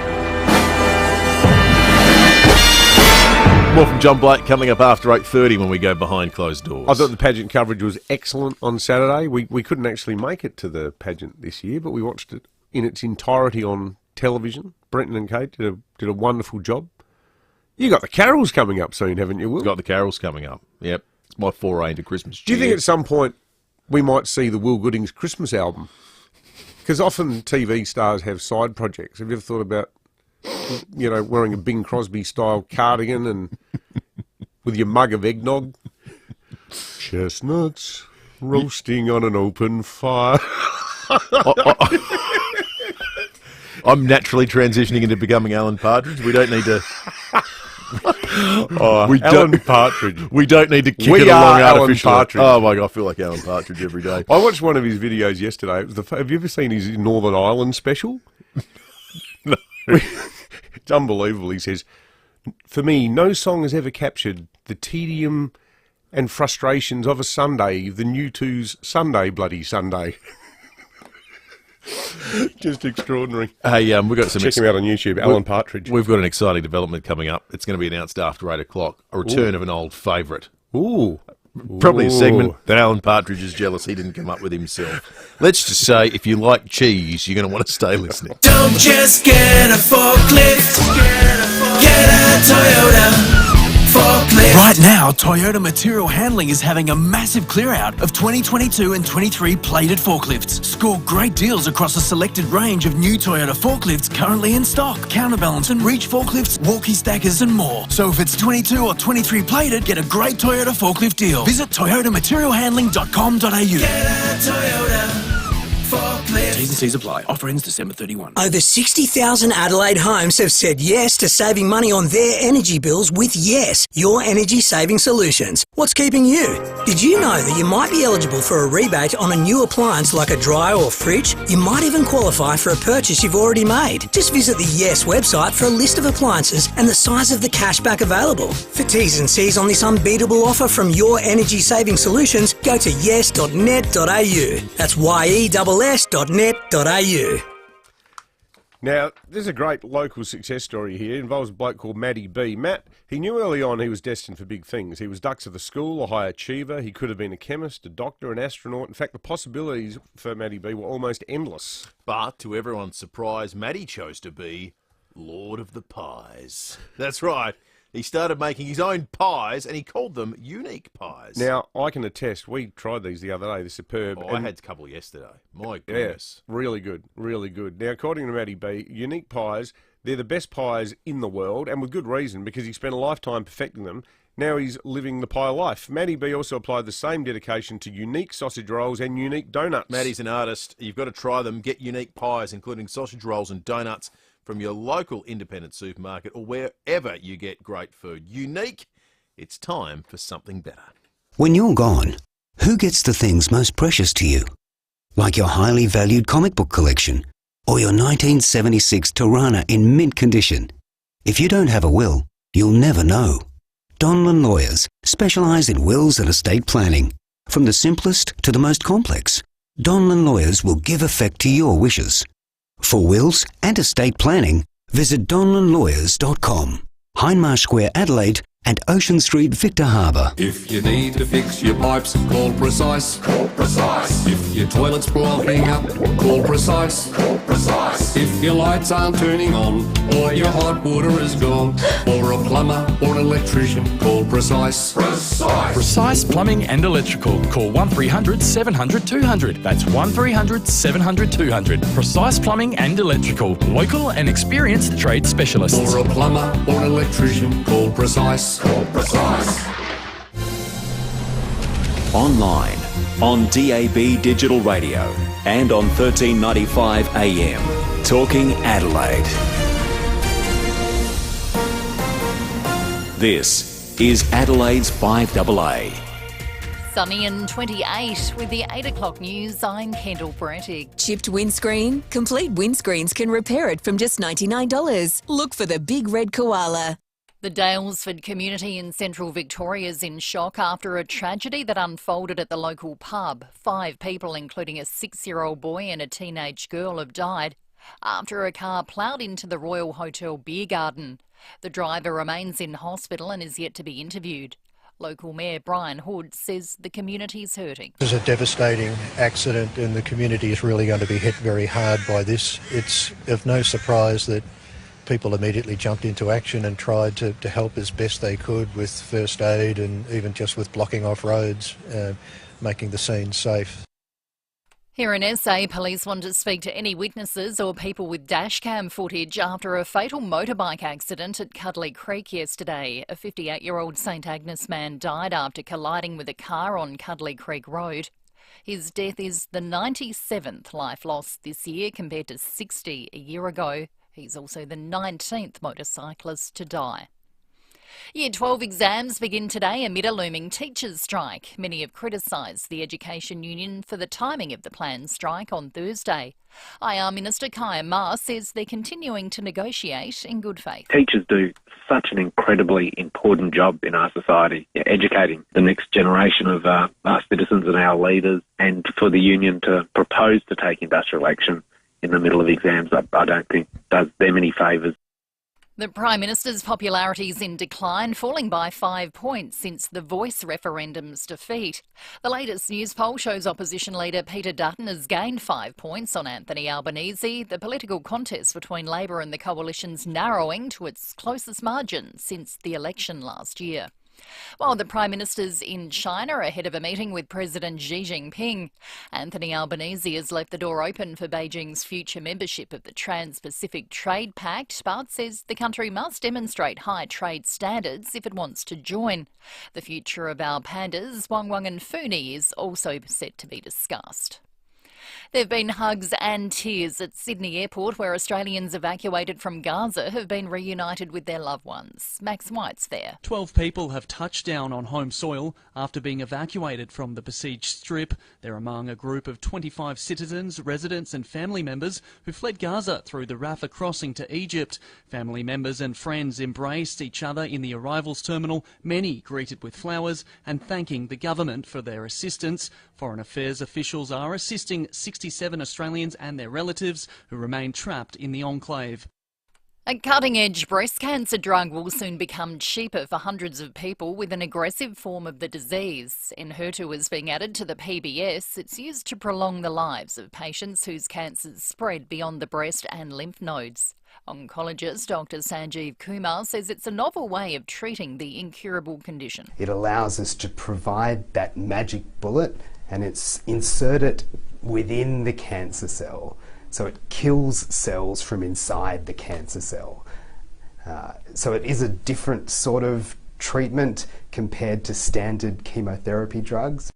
And dessert favourite Sara Lee's being pitched to 60 interested parties as a brand with significant growth prospects in Asia and the Middle East. Sara Lee called in administrators last month after it struggled to pass on higher business costs to its customers. Now turning to FIVEAA Sport. Gliderroll Garage Doors' new Platinum and Native Series sectional doors are here. Gliderroll.com.au. Here's Tom Wren. Thank you, Kendall. Australia is set to be boosted by the return of Mitch Marsh and Glenn Maxwell for tomorrow's World Cup clash against Afghanistan. The Aussies are currently third and a win would guarantee their progression, while there was one game last night with India smashing South Africa by 243 runs. It means the host nation is still undefeated through 8 matches. And the Adelaide Strikers women have recorded a thrilling last ball win against the Perth Scorchers to jump back to the top of the WBBL table. Well, Formula One Championship leader Max Verstappen has won his 17th Grand Prix of the season. The Red Bull driver finishing ahead of McLaren's Lando Norris and Aston Martin's Fernando Alonso. Aussies Daniel Ricciardo and Oscar Piastri were 13th and 14th respectively. Novak Djokovic has won the Paris Masters. Craig Gabriel reports from Paris. It was a tentative start by both players, but when Djokovic broke serve in the vital 7th game of the first set, one sensed that he was on the road to victory. The world number one closed out the final, defeating Grigor Dimitrov for the 12th time in 13 matches, 6-4, 6-3, breaking serve in the last game. This is the 7th time Djokovic has won this title. It's his record-extending 40th Masters 1000 and his 97th career title. He trails only Jimmy Connors and Roger Federer. Yeah, amazing. Well, legendary jockey Damien Oliver's farewell Melbourne Cup ride is in doubt after Michael Moroni-trained Alain Kerr presented with a stone bruise. And there were 2 games in the English Premier League overnight, with Liverpool held to a 1-1 draw against Luton Town, while Nottingham Forest claimed all 3 points at home in a 2-0 win against Aston Villa. And that's the 5AA Sport. Now to the traffic. Reimagine your home, elevate your life at 88 O'Connell Street Luxury Apartments. See 88o'Connell.com. G'day there. In Hope Valley, look out for a 2-car collision, Green Junction Road at Awonga Road. Kilburn, cars broken down also on Green Junction Road, just near Churchill Road, causing a few delays. Pretty slow at the moment at Clove Valley Park. Got road plates in use right at the intersection of Dawes Road and South Road, so pretty slow and pretty bumpy. And look out for a camera, Brooker Terrace at Richmond. Accelerate your drive with Mercedes AMG with complimentary registration, CTP and stamp duty on select models for a limited time. Visit your local retailer today. T's and C's apply. Adelaide's most accurate traffic on 5AA. When you've earned your dream bathroom, speak to Bathrooms by Design, Clovelly Park and Lonsdale. A sunny day heading for 28. More of the same tomorrow for Melbourne Cup Day. Mostly sunny on Wednesday, 26, and warmer on Thursday, 29. At the moment, 16. More news as it happens on 5AA. Breakfast on 5AA. David Penberthy and Will Goodings. Know someone finishing school and looking for an apprenticeship or a traineeship? Visit maxima.com.au.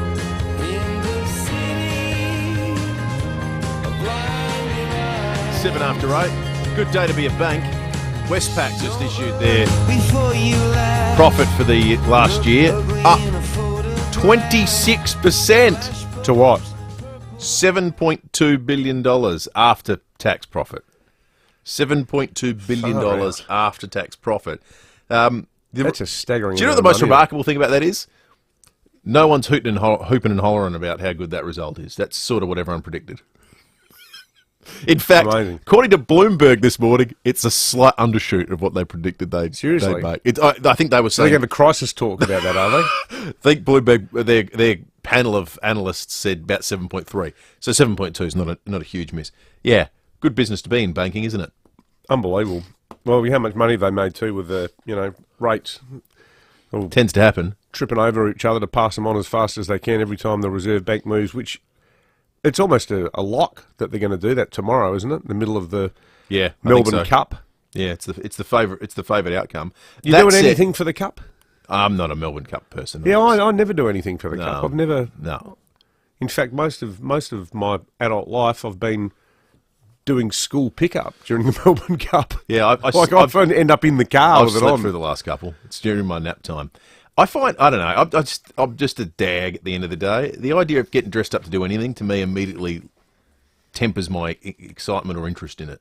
Well, I suppose, too, now, you've got to dress up every day. Exactly. For your job. Exactly, Not this David. job. Not this job, that's for sure. No. Hey, I will say this. We take the mickey out of the bank profits, but I'd rather them be super profitable than, like in the US was a few months ago, everyone wondered whether...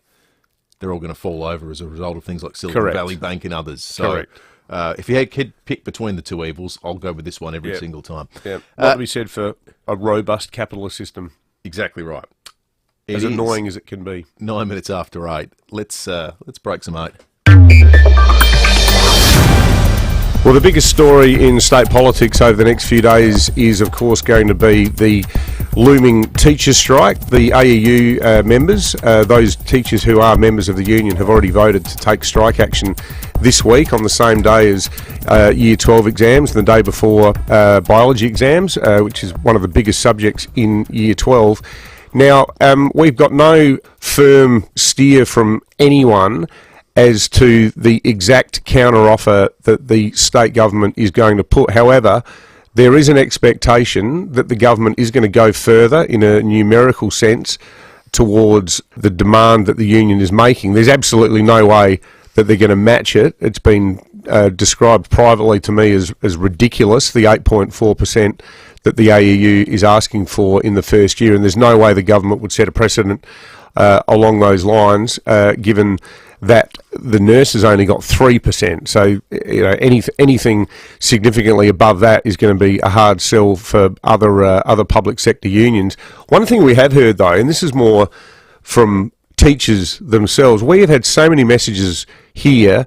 I've had private emails over the weekend from teachers who are saying that there is huge hostility within the profession towards the idea of taking strike action this week, and I've been told by multiple teachers now that the result for the vote to take strike action a second time was so much lower than it was in the first instance that there is a view among many teachers that the union is not going to go ahead with the strike action this week. Well, we've said all along, if they do, it's on Andrew Gold's head. He's probably silly enough to do it, but there's a very strong possibility, though, that the whole thing could be resolved today. So watch this space. So just reading between the lines there is a sense amongst some members that this was sort of the final threat. This is the last and best offer in financial speak. And the union was saying, we need to do a preemptive show of force, vote on strike action, but potentially not follow through with it. Yeah, that's the ultimate form of sabre rattling. Well, that would be a good result. Well, yeah, but it's going to come down to the level of common sense that exists in that office on Green Hill Road. Right. Which is, a bit of a coin toss. There's the most awful story in Australia at the moment right now is the crash at Dalesford into the pub in Victoria, where the advertiser's reporting now 6 people have died. Oh, quoting a source from the Alfred Hospital, said an adult patient has died. 2 of the people are young. A primary school-aged boy, believed to be around the age of 6, a girl believed to be in her teens. It's hard to imagine. It's a beautiful little town, Dalesford, in Victoria, probably just a couple of hours outside of Melbourne, if that. Shocking. A beautiful old pub, classic old country pub. You come up to the big roundabout there. It's hard to imagine how it happened. Here is the mayor, Brian Hood, speaking to Sunrise a short time ago. This is a devastating accident. It's going to have a very traumatic effect on the local community. It will really shaken people up badly. I was at home in Trentham, only sort of 15-20 minutes away, when I actually heard about the accident on Channel 7 TV news last night, and I was just absolutely shocked. And then the phone started ringing, and a few facts started to dribble through. So it was quite unbelievable in a way. It's just so unexpected and so severe. It's just devastating in its size and scale. So 6 people now confirmed dead. The car ploughed through a beer garden. You can't imagine how it got fast enough to do it. No. It's just bizarre. It's not one of those scenarios too where you're coming off 110 on the interstate freeway, and you come into the town and maybe the person didn't slow down. It's not like that at all. It's not how it's set up. No. It's like the main street of Tanunda or something. That's right, yeah. More so than, a country town that's just a truck stop and a BP or something. Yeah, that's right. Terribly sad. God-awful story. Let's take some calls. Brett in Noarlunga Downs is on the line. Brett, good morning to you. Good morning, fellas. I was a Labor supporter for about 30 years. But about 4 years ago, I started voting Liberals. I thought Labor's completely changed from what they used to be. And, I spent 10 years down in Elizabeth and that, and I never thought I would vote for the Liberals, but, what Labor ain't the same as what they were originally, when Bob Hawke and that was around. I think now, Albanese was that concentrated on the voice and all that, he completely forgot about everything. And Scott Morrison copped everything for not going to the fires and being on holidays, yet Albanese's flying all around different countries and hasn't mentioned about the fires once in Queensland and that, and I don't get it, why is it Scott Morrison was attacked, but Anthony Albanese seemed to be getting away with it. That's a good point. That's interesting, Brett. I think a lot of people would feel the same way, that they become sort of a bit the sort of uni trendies party in the minds of a lot of working people. Yeah. The ALP, I reckon. Interesting you note the criticism of Scott Morrison not travelling to disaster zones and areas. He seems to have got the message even after he's left the Kirribilli House. He's now flown into Israel, flanked by Boris Johnson. They held a press conference overnight. This is the end of anti-Semitism. This is where it ends. Those expressions of hate and against Jewish people, this is what it becomes, what we're seeing around us here today. That's why it can't be tolerated in its most smallest form, because it starts as a mustard seed and it grows into this horror. He's in the country at the moment. Anthony Blinken appeared in Iraq.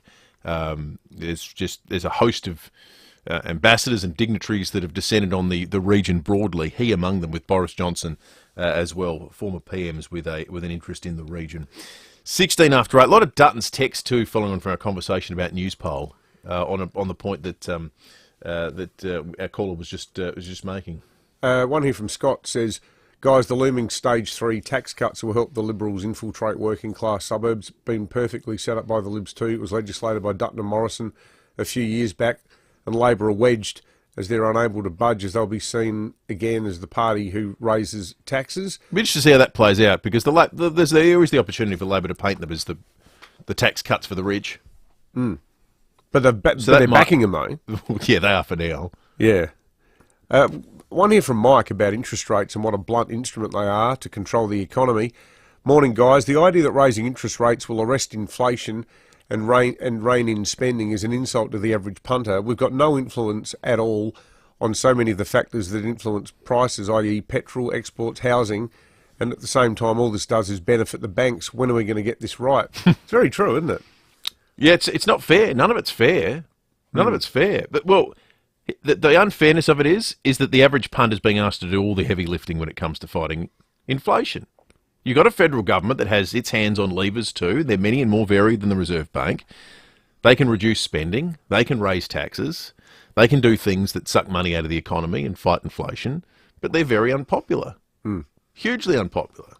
Much easier to leave it to the Reserve Bank, and by extension, you, the person with a mortgage, to do it almost single-handedly. Yeah, that's right.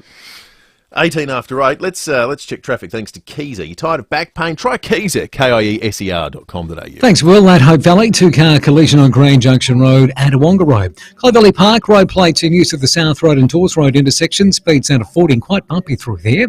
Lane closed at Salisbury Park Terrace near Paternoster Road. Speeds at 25 and getting busy Brighton Road at Brighton. Cameras, Hilly Road, Ranella and Prospect Road at Prospect. Did you know at UltraTune you can get a manufacturer's handbook service for your car and not void your new car statutory warranty? Call or search UltraTune today. Adelaide's most accurate traffic on 5AA.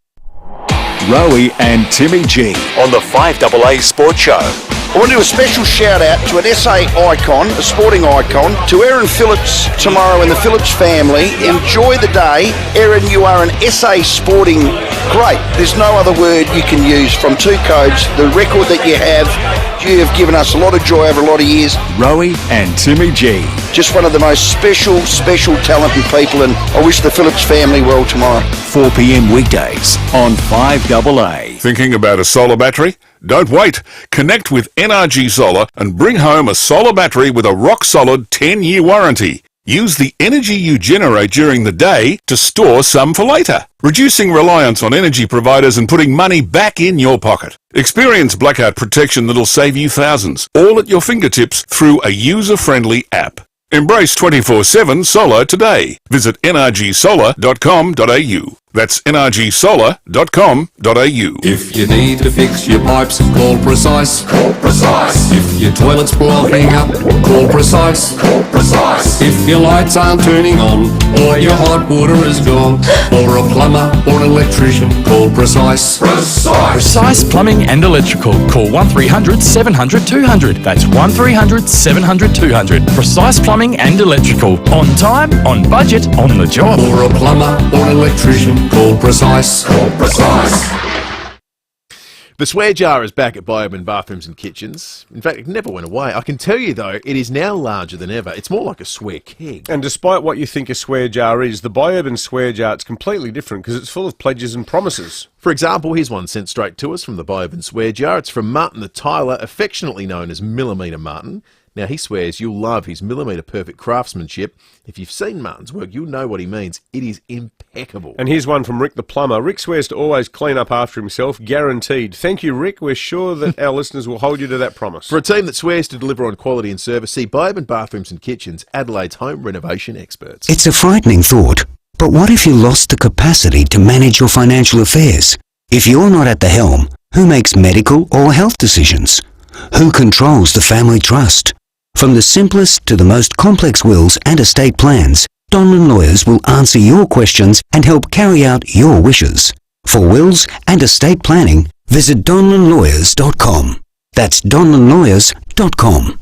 Hindmarsh Square, Adelaide, and Ocean Street, Victor Harbour. In tough times, it's the simple things that make a big difference. Like $19 schnitzel days at the Birkenhead Tavern, Excelsior and the Lighthouse Wharf.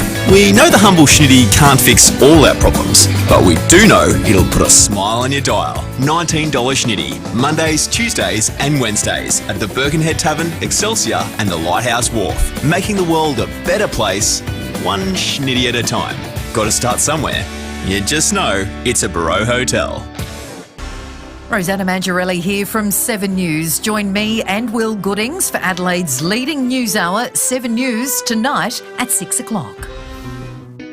Breakfast on 5AA. David Penberthy and Will Goodings. Jobs, apprenticeships, traineeships and careers. Maxima can help. Learn more today at maxima.com.au. Download the free RAA app today to find the cheapest fuel in an instant. Diesel's cheapest in the inner north, Medindi, about $2.07 at the moment. The cheapest unleaded we can find, Durnan Court. You can get it for under $2, so that's good. $1.98 there. If you're heading north today, you'll pay about $1.99 in Gawler. If you're heading down south, you'll pay more, $2.07 at Aldinga Beach. Movies are better at Wallace Cinemas, SA's home of big screen magic and entertainment. Visit wallace.com.au. Good morning, Luz. Morning. All right. The movie bowl is here. I'm just going to take the one at the top. Not going to be animated again, is it? No, I wouldn't have thought. No, we've ticked that. Well, who knows? Who knows? It's the whims of the gods of the movie bowl. It's a classic romantic duo in modern film. Romantic duo? In modern film. Is it Hugh Grant? No, it's not Hugh Grant. With Julia Roberts? It's not Hugh Grant. Yeah, well, I can quote Notting Hill, so probably a good thing. Meg Ryan and Tom Hanks is the category today. You've Got Mail is up against Sleepless in Seattle, two of David's favourites. So this will be nice. I'd rather watch Salo again. Against Sleepless in Seattle. Yeah, I'm going to see. I'd sit this one out. 82230000. If you've got a favourite Meg Ryan and Tom Hanks film, You've Got Mail up against Sleepless in Seattle. Get calling right now. I don't know the difference between the two films. Isn't it exactly the same plot, just in a different city? I don't think they are different. So either way, I'm getting the same story. Yeah, I think once you've seen one of them, you'll have seen them both. Can't we change the category so that it's like earlier Tom Hanks films where it's You've Got Mail versus Bachelor Party? Yeah, that's a good movie. No, I don't think we can do that. Meg Ryan's 90s run was pretty unbelievable. She sort of vanished though, didn't she, Meg Ryan? She completely vanished. Is that because she got plastic surgery? No, I think she was sort of a Hollywood darling. Did she not have a dalliance with Russell Crowe? I thought she was married to... Yeah. Was it Antonio Banderas, or was he married to another one of those romance rom-com women? Such as... I'll Google.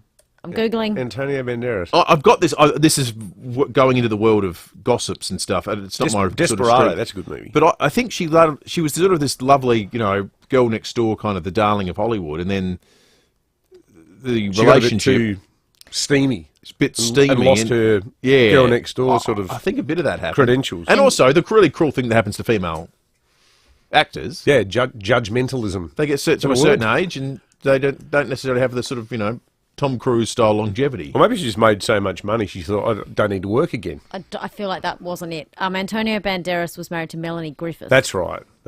Wrong person with blonde hair. You've got mail or Sleepless in Seattle. All right, let's start. I think we're going to get a lot of female callers on this. Well, that's good. Let's Which hear. is not to cast nasturtiums on any men who ring up. I deliberately said nasturtiums then. Debbie, good morning. Good morning. When you just said then about great romances, I was thinking Kermit and Miss Piggy. So I was going to say the Muppet movie. Yeah, not this week, None Debbie. of those movies, Lucy. Watch the Muppet movie. That There's is a a good great film. romance in there. Thanks, Debbie. Pick one for us, Debbie. Come on, you're on the line. You're on the All air. right, I've got mail. Excellent. That's one for You've Got Okay. Mail. Obviously a fan, Debbie, because it's also known as You've Got Mail. That was good. Helen in Glanville, good morning.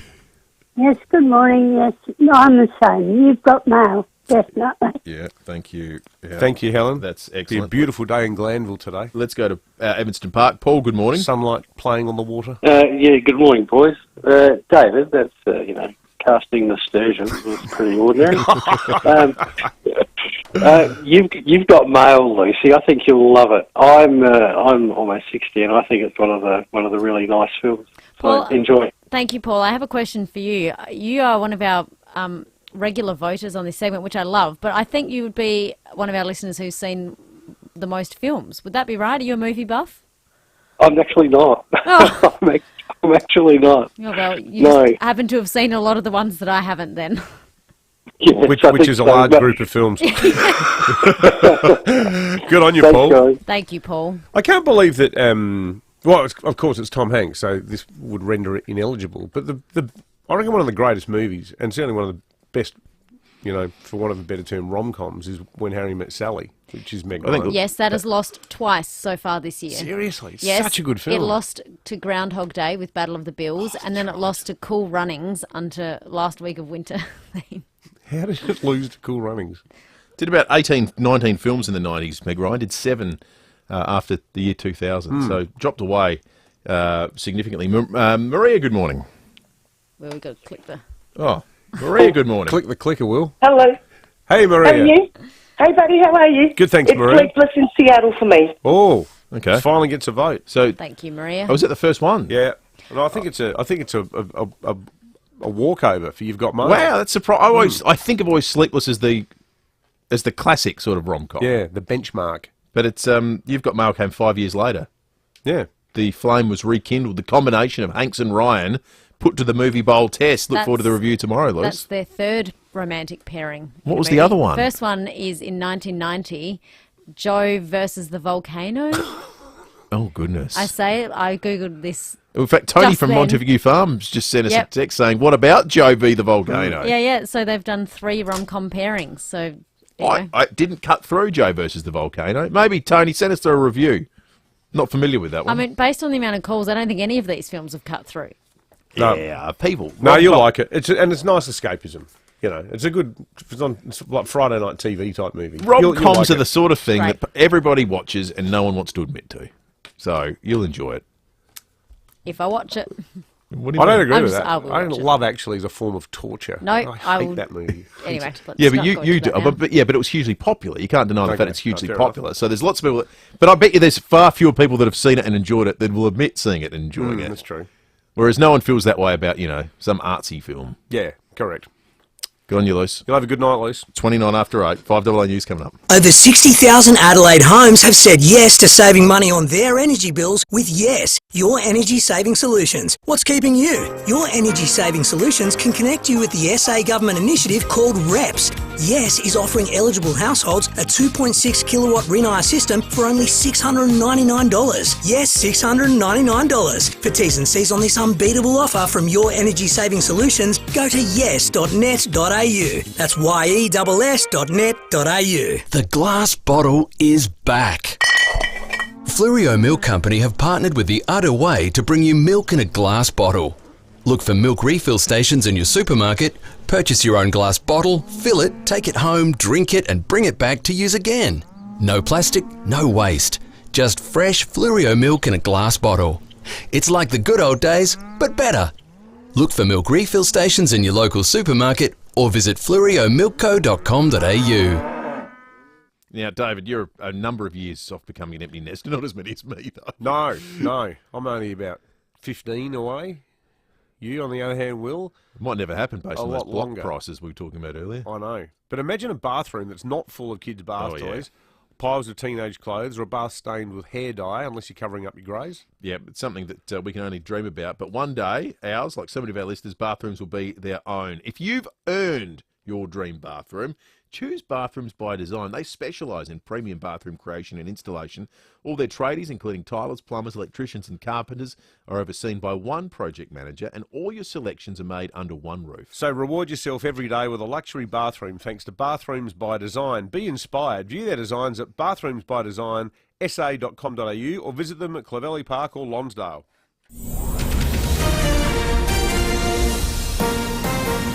This is Adelaide's 5AA. Sunny and 28 with the 8:30 news. I'm Kendall Brettig. Complete windscreen supply and fit, front, rear and door glass. Proudly South Australian since 1976. Thousands of SAY students are about to sit down for their final exams. Maths methods and general maths kick things off today. Geography and tourism subjects will close out the exam period on November the 17th. There are concerns a planned teachers' strike on Thursday could disrupt exams. Education Minister Blair Boyer says the timing's insensitive. Not ideal to have it during Year 12 exams when students and families have got enough stress, but I've said from the outset that negotiations have always gone in a positive way. It's one of the reasons that I think the industrial action's unnecessary, and I'm hopeful that we can come to a final agreement as soon as we can. 19 motorcyclists have now died on SA roads this year after a fatal crash at Cuddly Creek yesterday. A 58-year-old St Agnes man collided with a car on Cuddly Creek Road. His death is the 97th life lost this year, compared to 60 a year ago. 5 people have been killed and 7 others injured when a car ploughed into a hotel in central Victoria. The pub was full of locals and holidaymakers when the vehicle drove into the beer garden in Dalesford. A 6-year-old boy and a teenage girl are among the dead. This woman says it was terrifying. We all turned around and we saw a car rocket launch and a lot of bodies flying through the air. Unfortunately, there's a lot of people that have been killed. The male driver's been taken to hospital. A police investigation is underway. Some firefighting aircraft have been grounded following a fatal crash in outback Queensland. 3 people died when their plane went down while travelling from Toowoomba to Mount Isa to assist in a bushfire response. Police say it could take several months to determine what caused the crash. New modelling shows more aged care facilities will be forced to close their doors due to staff shortages. Research shows Australia is facing a shortfall of 16,000 nurses and 25,000 allied health professionals by 2033. A petition will be presented to the federal government pushing for changes to paid parental leave. Advocates want families whose babies are born premature or need specialised care to be allowed more leave under the scheme. Miracle Babies Foundation spokeswoman Danielle Hodgson says prem babies can sometimes spend more than 14 weeks in hospital, meaning parents miss out on crucial bonding and recovery time. We're asking that, for every week that they spend in hospital beyond 2 weeks, that they actually get that equivalent time back in additional leave once their baby is finally at home, because, they deserve the extra time that everybody else gets when they have a baby. Today marks 1 year until Americans head to the polls to vote in the 2024 presidential election. More from Lauren Tomasi. With 365 days to go until America decides, the most likely scenario for the United States is a rematch between Joe Biden and Donald Trump. Overnight, presidential hopefuls attended Florida's annual Republican summit, with former President Trump, as usual, claiming the spotlight and taking to the stage to mock the Florida governor, Ron DeSantis. I don't care if he's a Republican. And we hit him hard, and now he's like a wounded falling bird from the skies. And today, fresh polls reveal 80-year-old President Joe Biden is now trailing 4-time indicted Donald Trump in 5 of the 6 most important battleground states. Now turning to FIVEAA Sport. Gliderall Garage Doors, adding strength, safety and style to South Australian homes for over 40 years. Gliderall.com.au. Here's Tom Wren. Thank you, Kendall. Max Verstappen has extended his lead in a record-breaking Formula One season, taking out the Brazilian Grand Prix for his 17th victory this season alone. Lando Norris was second, Fernando Alonso third, while Daniel Ricciardo was 13th, and fellow Aussie Oscar Piastri 14th. Well, Novak Djokovic has won his 40th Masters title, defeating Grigor Dimitrov in straight sets in Paris. The rest of the top 50 have 41 Masters titles combined. Djokovic says he's hoping to finish the year on a high with the ATP finals to come. You know, I haven't lost a match since Wimbledon finals, so I'm really excited to hopefully finish off the season on a high. But yeah, clinching the year number one and Davis Cup are the two biggest goals. Meantime, Aussie Storm Sanders has secured the end-of-year world number one women's doubles ranking. To cricket, India sent a massive message at the Men's One Day World Cup, demolishing second-place South Africa by 243 runs in Kolkata. Virat Kohli's unbeaten century on his birthday helped the undefeated host nation post 326 before bowling the Proteas out for just 83 runs. Kuldeep Yadav to continue. Oh, that's the end of that. That is a shellacking. South Africa have been bowled out for 83, so the question is, how will they regroup? Yeah, amazing effort, audio thanks to Fox. 2 games in the English Premier League, with Luton narrowly missing its first win at home for the season. That's after Liverpool found a 95th minute equaliser to ensure the match finished in a 1-1 draw, while Nottingham Forest beat Aston Villa 2-0. And Ash Gentle has won her 10th Noosa triathlon title. In the men's race, Australia's Matt Hauser finished second behind New Zealand's Hayden Wilde. And that's the 5AA Sport. Now to the traffic. Reimagine your home, elevate your life at 88 O'Connell Street Luxury Apartments. See 88o'connell.com. At Hope Valley, look out for a 2-car collision, Grand Junction Road and Wanda Road. Getting busy on the usual spots, the Porter Expressway at Wingfield. Port Road quite sluggish at Woodville. It's on the drive into the city, and we're quite slow at the moment. South Road at Theberton. Clovelly Park, road plates in use there. South Road at Dawes Road intersection, speeds at 40, quite bumpy. And look out for a Camera Baines Road at Woodcroft. Fuel up and chill out at OTR. Buy any sandwich or wrap and get a free regular chill. Lunch is sorted at OTR. Making life easy. Adelaide's most accurate traffic on 5AA. When you've earned your dream bathroom, speak to Bathrooms by Design, Clovelly Park and Lonsdale. Sunny and 28 today. More of the same for Melbourne Cup Day tomorrow. Mostly sunny on Wednesday, 26, and warmer on Thursday, 29. At the moment, 18. More news as it happens on 5AA. I was just doing my job. I didn't think I'd get injured. The doctor said it was a routine procedure? Right. The car came out of nowhere and it smashed right into us. At DBH Lawyers, we're here to listen to your story. Our team of local South Australian lawyers will help you navigate the law and find the best way forward. We're with you.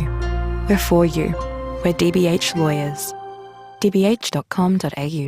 5AA Breakfast is streaming live right now. To watch, simply head to 5AA on Facebook or YouTube.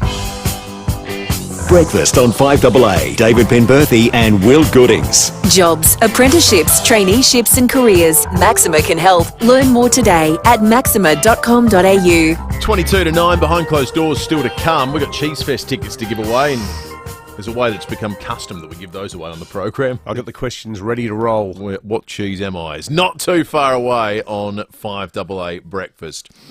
J.K. Rowling has made waves over the weekend, tweeting to her 14 million followers on Twitter a story from The Australian about the South Australian courts. The piece by Ellie Dudley details that South Australia is the latest state to endorse the use of preferred gender pronouns in the courtroom, saying it is a matter of respect to address parties by their chosen pronouns and integral to ensuring public confidence in the proper administration of justice. That's the little snippet that J.K. Rowling has tweeted, to which she has made this comment: asking a woman to refer to her male rapist or violent assaulter as she in court is a form of state-sanctioned abuse. Female victims of male violence are further traumatised by being forced to speak a lie. We've got the Chief Justice, Chris Caracas, on the line now, the Chief Justice of the courts here in South Australia. Judge, thank you so much for your time. Do you think as Chief Justice that J.K. Rowling has a point, or is she sort of jumping at hypothetical shadows a bit? She's certainly jumping at shadows, but she's completely misunderstood the protocol. No judge of this state or no Australian judge would ever require a victim of crime to refer to the accused in a way which caused that victim distress. All the protocol does is allow lawyers and others to give the court advance notice about the correct pronunciation of their names and their preferred gender pronoun, but it's completely and remains under the control of the judge just what form of address will be used by anyone in court, and as I said, no judge would ever do that. Has it been an issue that has been, like, in order for the courts to have made this ruling, has it become more of a trend of late as the rate at which people transition and so forth appears to have been increasing? Yeah, it does reflect that. The protocol actually has its genesis in a council council set up by the Council of Chief Justices of Australia. So this is an Australia-wide protocol to recognise, one, both the multicultural nature of Australia in terms of pronunciation of name, but also that increasing tendency for people to choose gender and how they wish to be referred to. It's a matter of just according people respect. But as I say, judges retain control of it. So the genesis being about that review and checking how language is being used, do you imagine most often that this will materialise in terms of referring to counsel and maybe people working in the courts as opposed to, the accused, as J.K. Rowling is concerned about? Yeah, that's exactly right. And in South Australia, we've had the experience of a lawyer who transitioned. We didn't have a protocol for the lawyer to inform the courts. The lawyer just took it on herself in terms of the transition to inform the court, and the court recognised that and changed its form of address to that lawyer. And that's where I expect it will most often happen. I should also say this, that I'm struggling to think of any case in which a person who was transgender or even transvestite or who claimed to be so was charged with the rape of a woman. Cases in which vulnerable people like transvestite and transgender people have been assaulted by others and have been in the courts as victims are relatively more common. As I say, I'm struggling to even think of a case like the one which seems to have concerned J.K. Rowling. Yeah, well, actually, it's funny you say that, Chief Justice, because I can remember as a kid reporter at the Tiser covering a murder in Ville Gardens, which involved a homeless Indigenous man who was a transvestite, and he was bashed in a hate crime. So it's more the other way around, isn't it? Yeah, that's right. Two things that really concern me. I mean, we should be concerned about the violence against all vulnerable and marginalised people, and I'm disappointed that because of the particular interest of an international personality, we've missed the main thrust of this, which is correct pronunciation, of names, which I naturally enough feel strongly about. And for her to have singled out SA seems to misunderstand. Like, we're not unique as a jurisdiction, are we? Like you were saying at the start, this is a national thing in all the courts across the country now. Yeah, that's exactly right. I suspect it's because the news picked it up. South Australia's change for the first time and reported on it, and this made Fox News in the States, and maybe that's how it was picked up. I can say this: I do miss Nigel Hunt. What are the pronunciation change things that you say were the sort of the main thrust of this? No, it's just so that look, we're a multicultural Australia. Not all judicial officers are familiar with the correct pronunciation of names of people who've come here from all over the world, and our primary concern was to show them respect for their culture and their identity by making an effort to get the pronunciation right. Yeah, absolutely. Chief Justice Chris Kourakos, thank you so much for joining us this morning on 5AA. Thank you, pleasure. You can find yourself getting confused by it and tied up in linguistic knots. I remember reading the Tiser's coverage of the Sam Smith most recent concert furor, where it emerged that the state government had paid money so that all those Instagram starlets and influencers could go and ponce around at the Cube on the taxpayer's kick at a private party. But Sam Smith is a they. Mm. And reading the coverage, I was thinking, what's going on here? It's their concert, and they said, and think, how many concerts has the Malinowskis government funded here? Yeah. Well, I know we've said things on the news, on 7 News before about the Sam Smith concert, and people have said, it'd be nice if a news service could get the English language right. Because you're trying to be... Because the use of the they and be polite them. And say, here's the footage of Sam Smith when they arrived at the Adelaide airport today. Right. Yes. And people go, oh, God, journalistic standards have slipped. Yeah. No. I mean, is it? It's not one of those things. Is the world going to grind to a halt because occasionally we say it? I don't know. It does great with people. We're getting Dutton's text to that effect. This one says, can't believe I agree with J.K. Rowling. I would go further and afford zero respect to perpetrators of sexual violence. As a progressive who works in a very progressive field, I do tend to agree some pronoun use has gone too far and should not be to the detriment of women's safety. I guess that the comeback to that would be, this is a totally imagined circumstance at this point. As Chris Cracker said, there's no chance this has ever been. Would have never been applied retroactively. I think where it becomes more of an issue is if you're a woman and you're using a public toilet and some bloke in a dress walks in. Yep. Or women's prisons. And I probably shouldn't say bloke in a dress, but as a woman, I reckon that's. But they're practical. They're not use of language, aren't they? They're practical examples of this. Yeah. Not. Well, I did some record shopping yesterday, and I saw this guy walking down the street wearing a tutu, and just making the world's least successful fist of transitioning, and if they, she, him, whatever, if I was a woman using a public toilet and that person arrives, I'd be somewhat taken aback.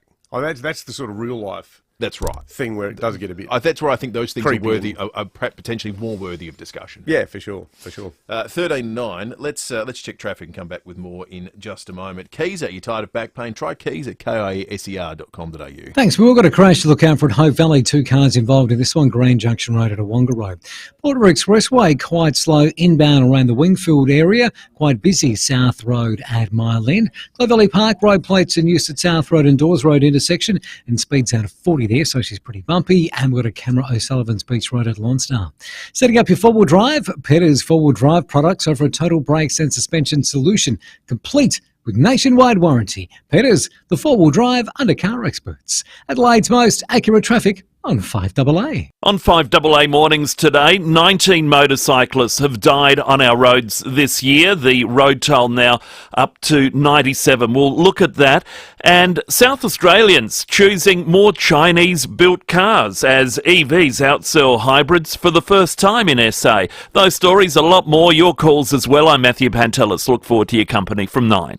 When it comes to blinds and curtains, always start with the 3 Bs. Bob Burns Blinds. They've been manufacturing blinds in Adelaide for over 60 years using the very best materials. With a keen eye for detail, innovation and style, from interior and exterior blinds to stunning shutters and curtains, including motorisation and security products, always start with the 3 Bs. Bob Burns Blinds. Visit the new showroom at 1239 South Road, St Mary's, or jump online at bobburnsblinds.com.au. Some builders think a sloping block has limitations. When Beechwood Homes look at a sloping block, they think, the possibilities.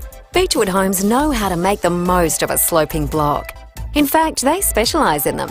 Beechwood will design a home that works with the land you have, taking full advantage of every square metre. So if you're looking at a sloping block, go for it. Beechwood has your back. Life's good. It's even better in a Beechwood home. Google Beechwood Adelaide. Now, a good workout leaves you breathless, but the facilities at Physio Extra will take your breath away. As a registered NDIS provider specialising in helping those who live with a disability to achieve their fitness goals and rehabilitating people recovering from injury, They pride themselves on outstanding facilities, technology and equipment. Across their 6 locations, there's a hydro pool, fully equipped Pilates and rehab gyms, the latest robotic technology for managing neurological conditions and much more. But most importantly, they have a team of passionate physios, podiatrists, massage therapists and dietitians providing tailored hands-on treatment. You can find them in Norwood, Pirie Street, Marion, Hallett Cove, Seaford and Victor Harbour, or visit their website physioextra.com.au. How easily could you save hundreds off your energy bills? That easy. Switch out your gas or electric hot water system for an energy-efficient heat pump with EcoVantage. Then sit back and save up to 70% on your water heating costs. And get it supplied and installed for as little as $0, thanks to government-facilitated subsidies. Yep, new hot water system from $0 that saves you hundreds. Pump your energy bills down with ecovantage.com.au. Rising cost of living pressures are hitting everyone, some people more than others.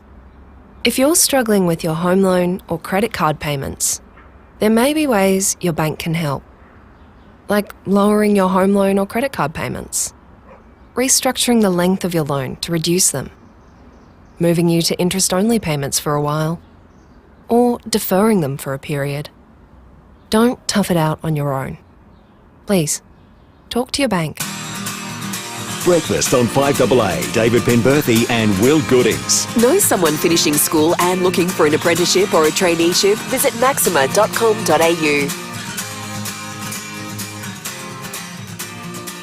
9 to 9 behind closed doors is coming up in just a moment, but I'm excited to announce that Cheese Fest is back, and with it comes the return of What Cheese Am I?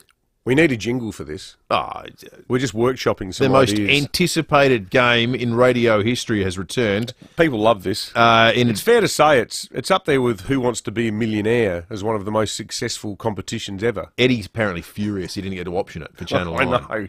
They It would make a good show, wouldn't it? Well, the block just ended. So What cheese am I? What cheese am I? Goes for half an hour. You got one cheese hidden behind a cloche. What are those? Yeah, like a hey presto things that they have on MasterChef, and then it comes out at the end, modelled by someone in swimwear, spinning on a who says platform. cheese can't have sex appeal? That's right.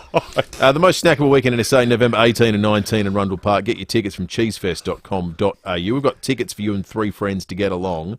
We're going to play What Cheese Am I? You just need to call in right now on 8223 0055. Has anyone entered yet? No, they're about to. I'm sure they're about to on 8223 0055. Let's go behind Cheese Fest rules. In the meantime, thanks to Aussie Fast Transport Solutions, Interstate Freight Distribution, Warehousing and Local Adelaide Couriers. Call Aussie Fast 13 13 64. And when we get behind closed 1395, Adelaide's 5AA. This is Graham Goodings. Welcome back. You know, it's been almost 15 years since Wong Wong and Fu Ni, those two incredibly useless giant pandas, joined us at the Adelaide Zoo from China. They've been a major attraction at the zoo ever since, God knows why, and sadly have failed to produce any offspring or indeed anything else. Joining me now is CEO of Zoos SA, Elaine Bedstead. Elaine, thanks for being with us. That's quite all right on an absolutely beautiful afternoon. It certainly is a great day to visit the zoo. Absolutely it is. And look at everything except the stupid pandas. Now, regarding Wong Wong and Fu Ni, I believe the lease for them expires pretty soon.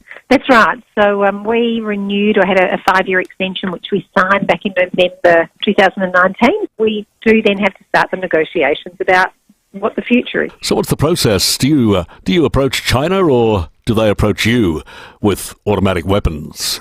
I mean, we've only done this once before. So when I say how does it work, we went through the extension process in 2019. I think you have to spend some time at a Chinese jail. I could be wrong there. It is contingent on a few things, though, Graham. Right, yeah. First is where actually the government provides some funding to us. And I think you have to hand over your house and some land as well. I could be wrong there, but... So first of all, we need to make sure that there's funding secured either from the Commonwealth or the state government. So in other words, the money I make from doing this program pretty much keeps those 2 fur-covered, good-for-nothing lumps of fat going.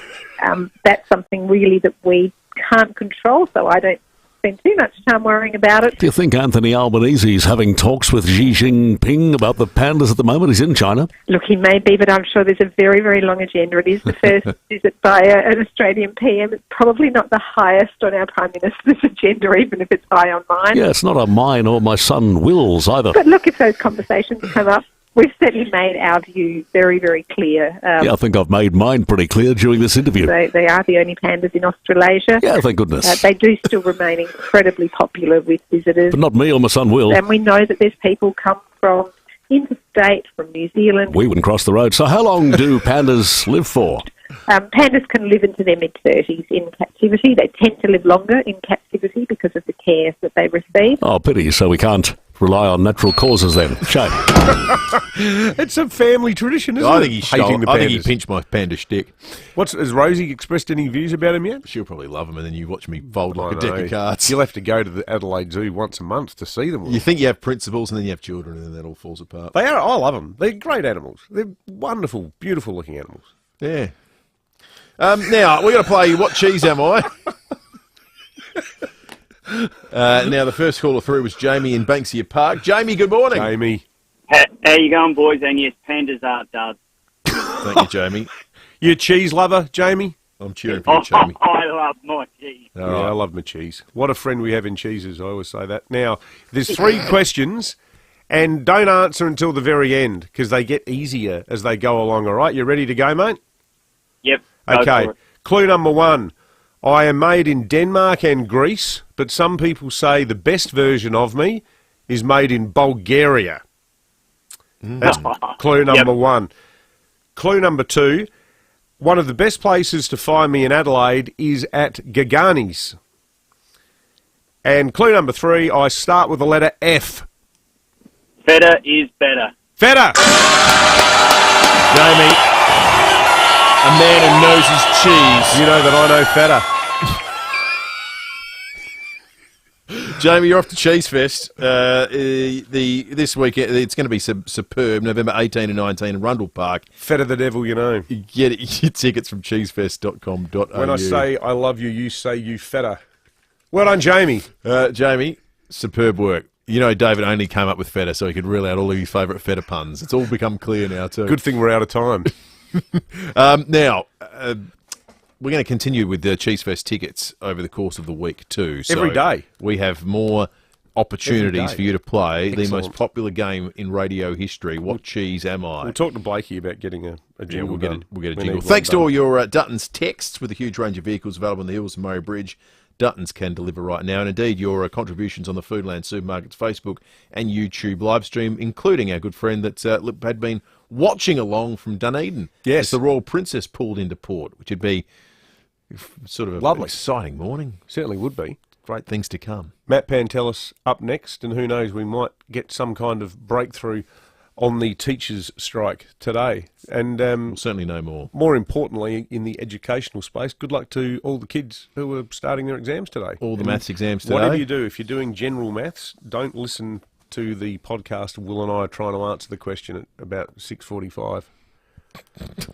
I got a feeling, I got this horrible feeling that audio is going to be used in some Senate committee hearing into declining educational standards at some point in time. Revealed the shocking face of Australian innumeracy. 5AA News is coming up. Matt's next. We'll catch you tomorrow from 6.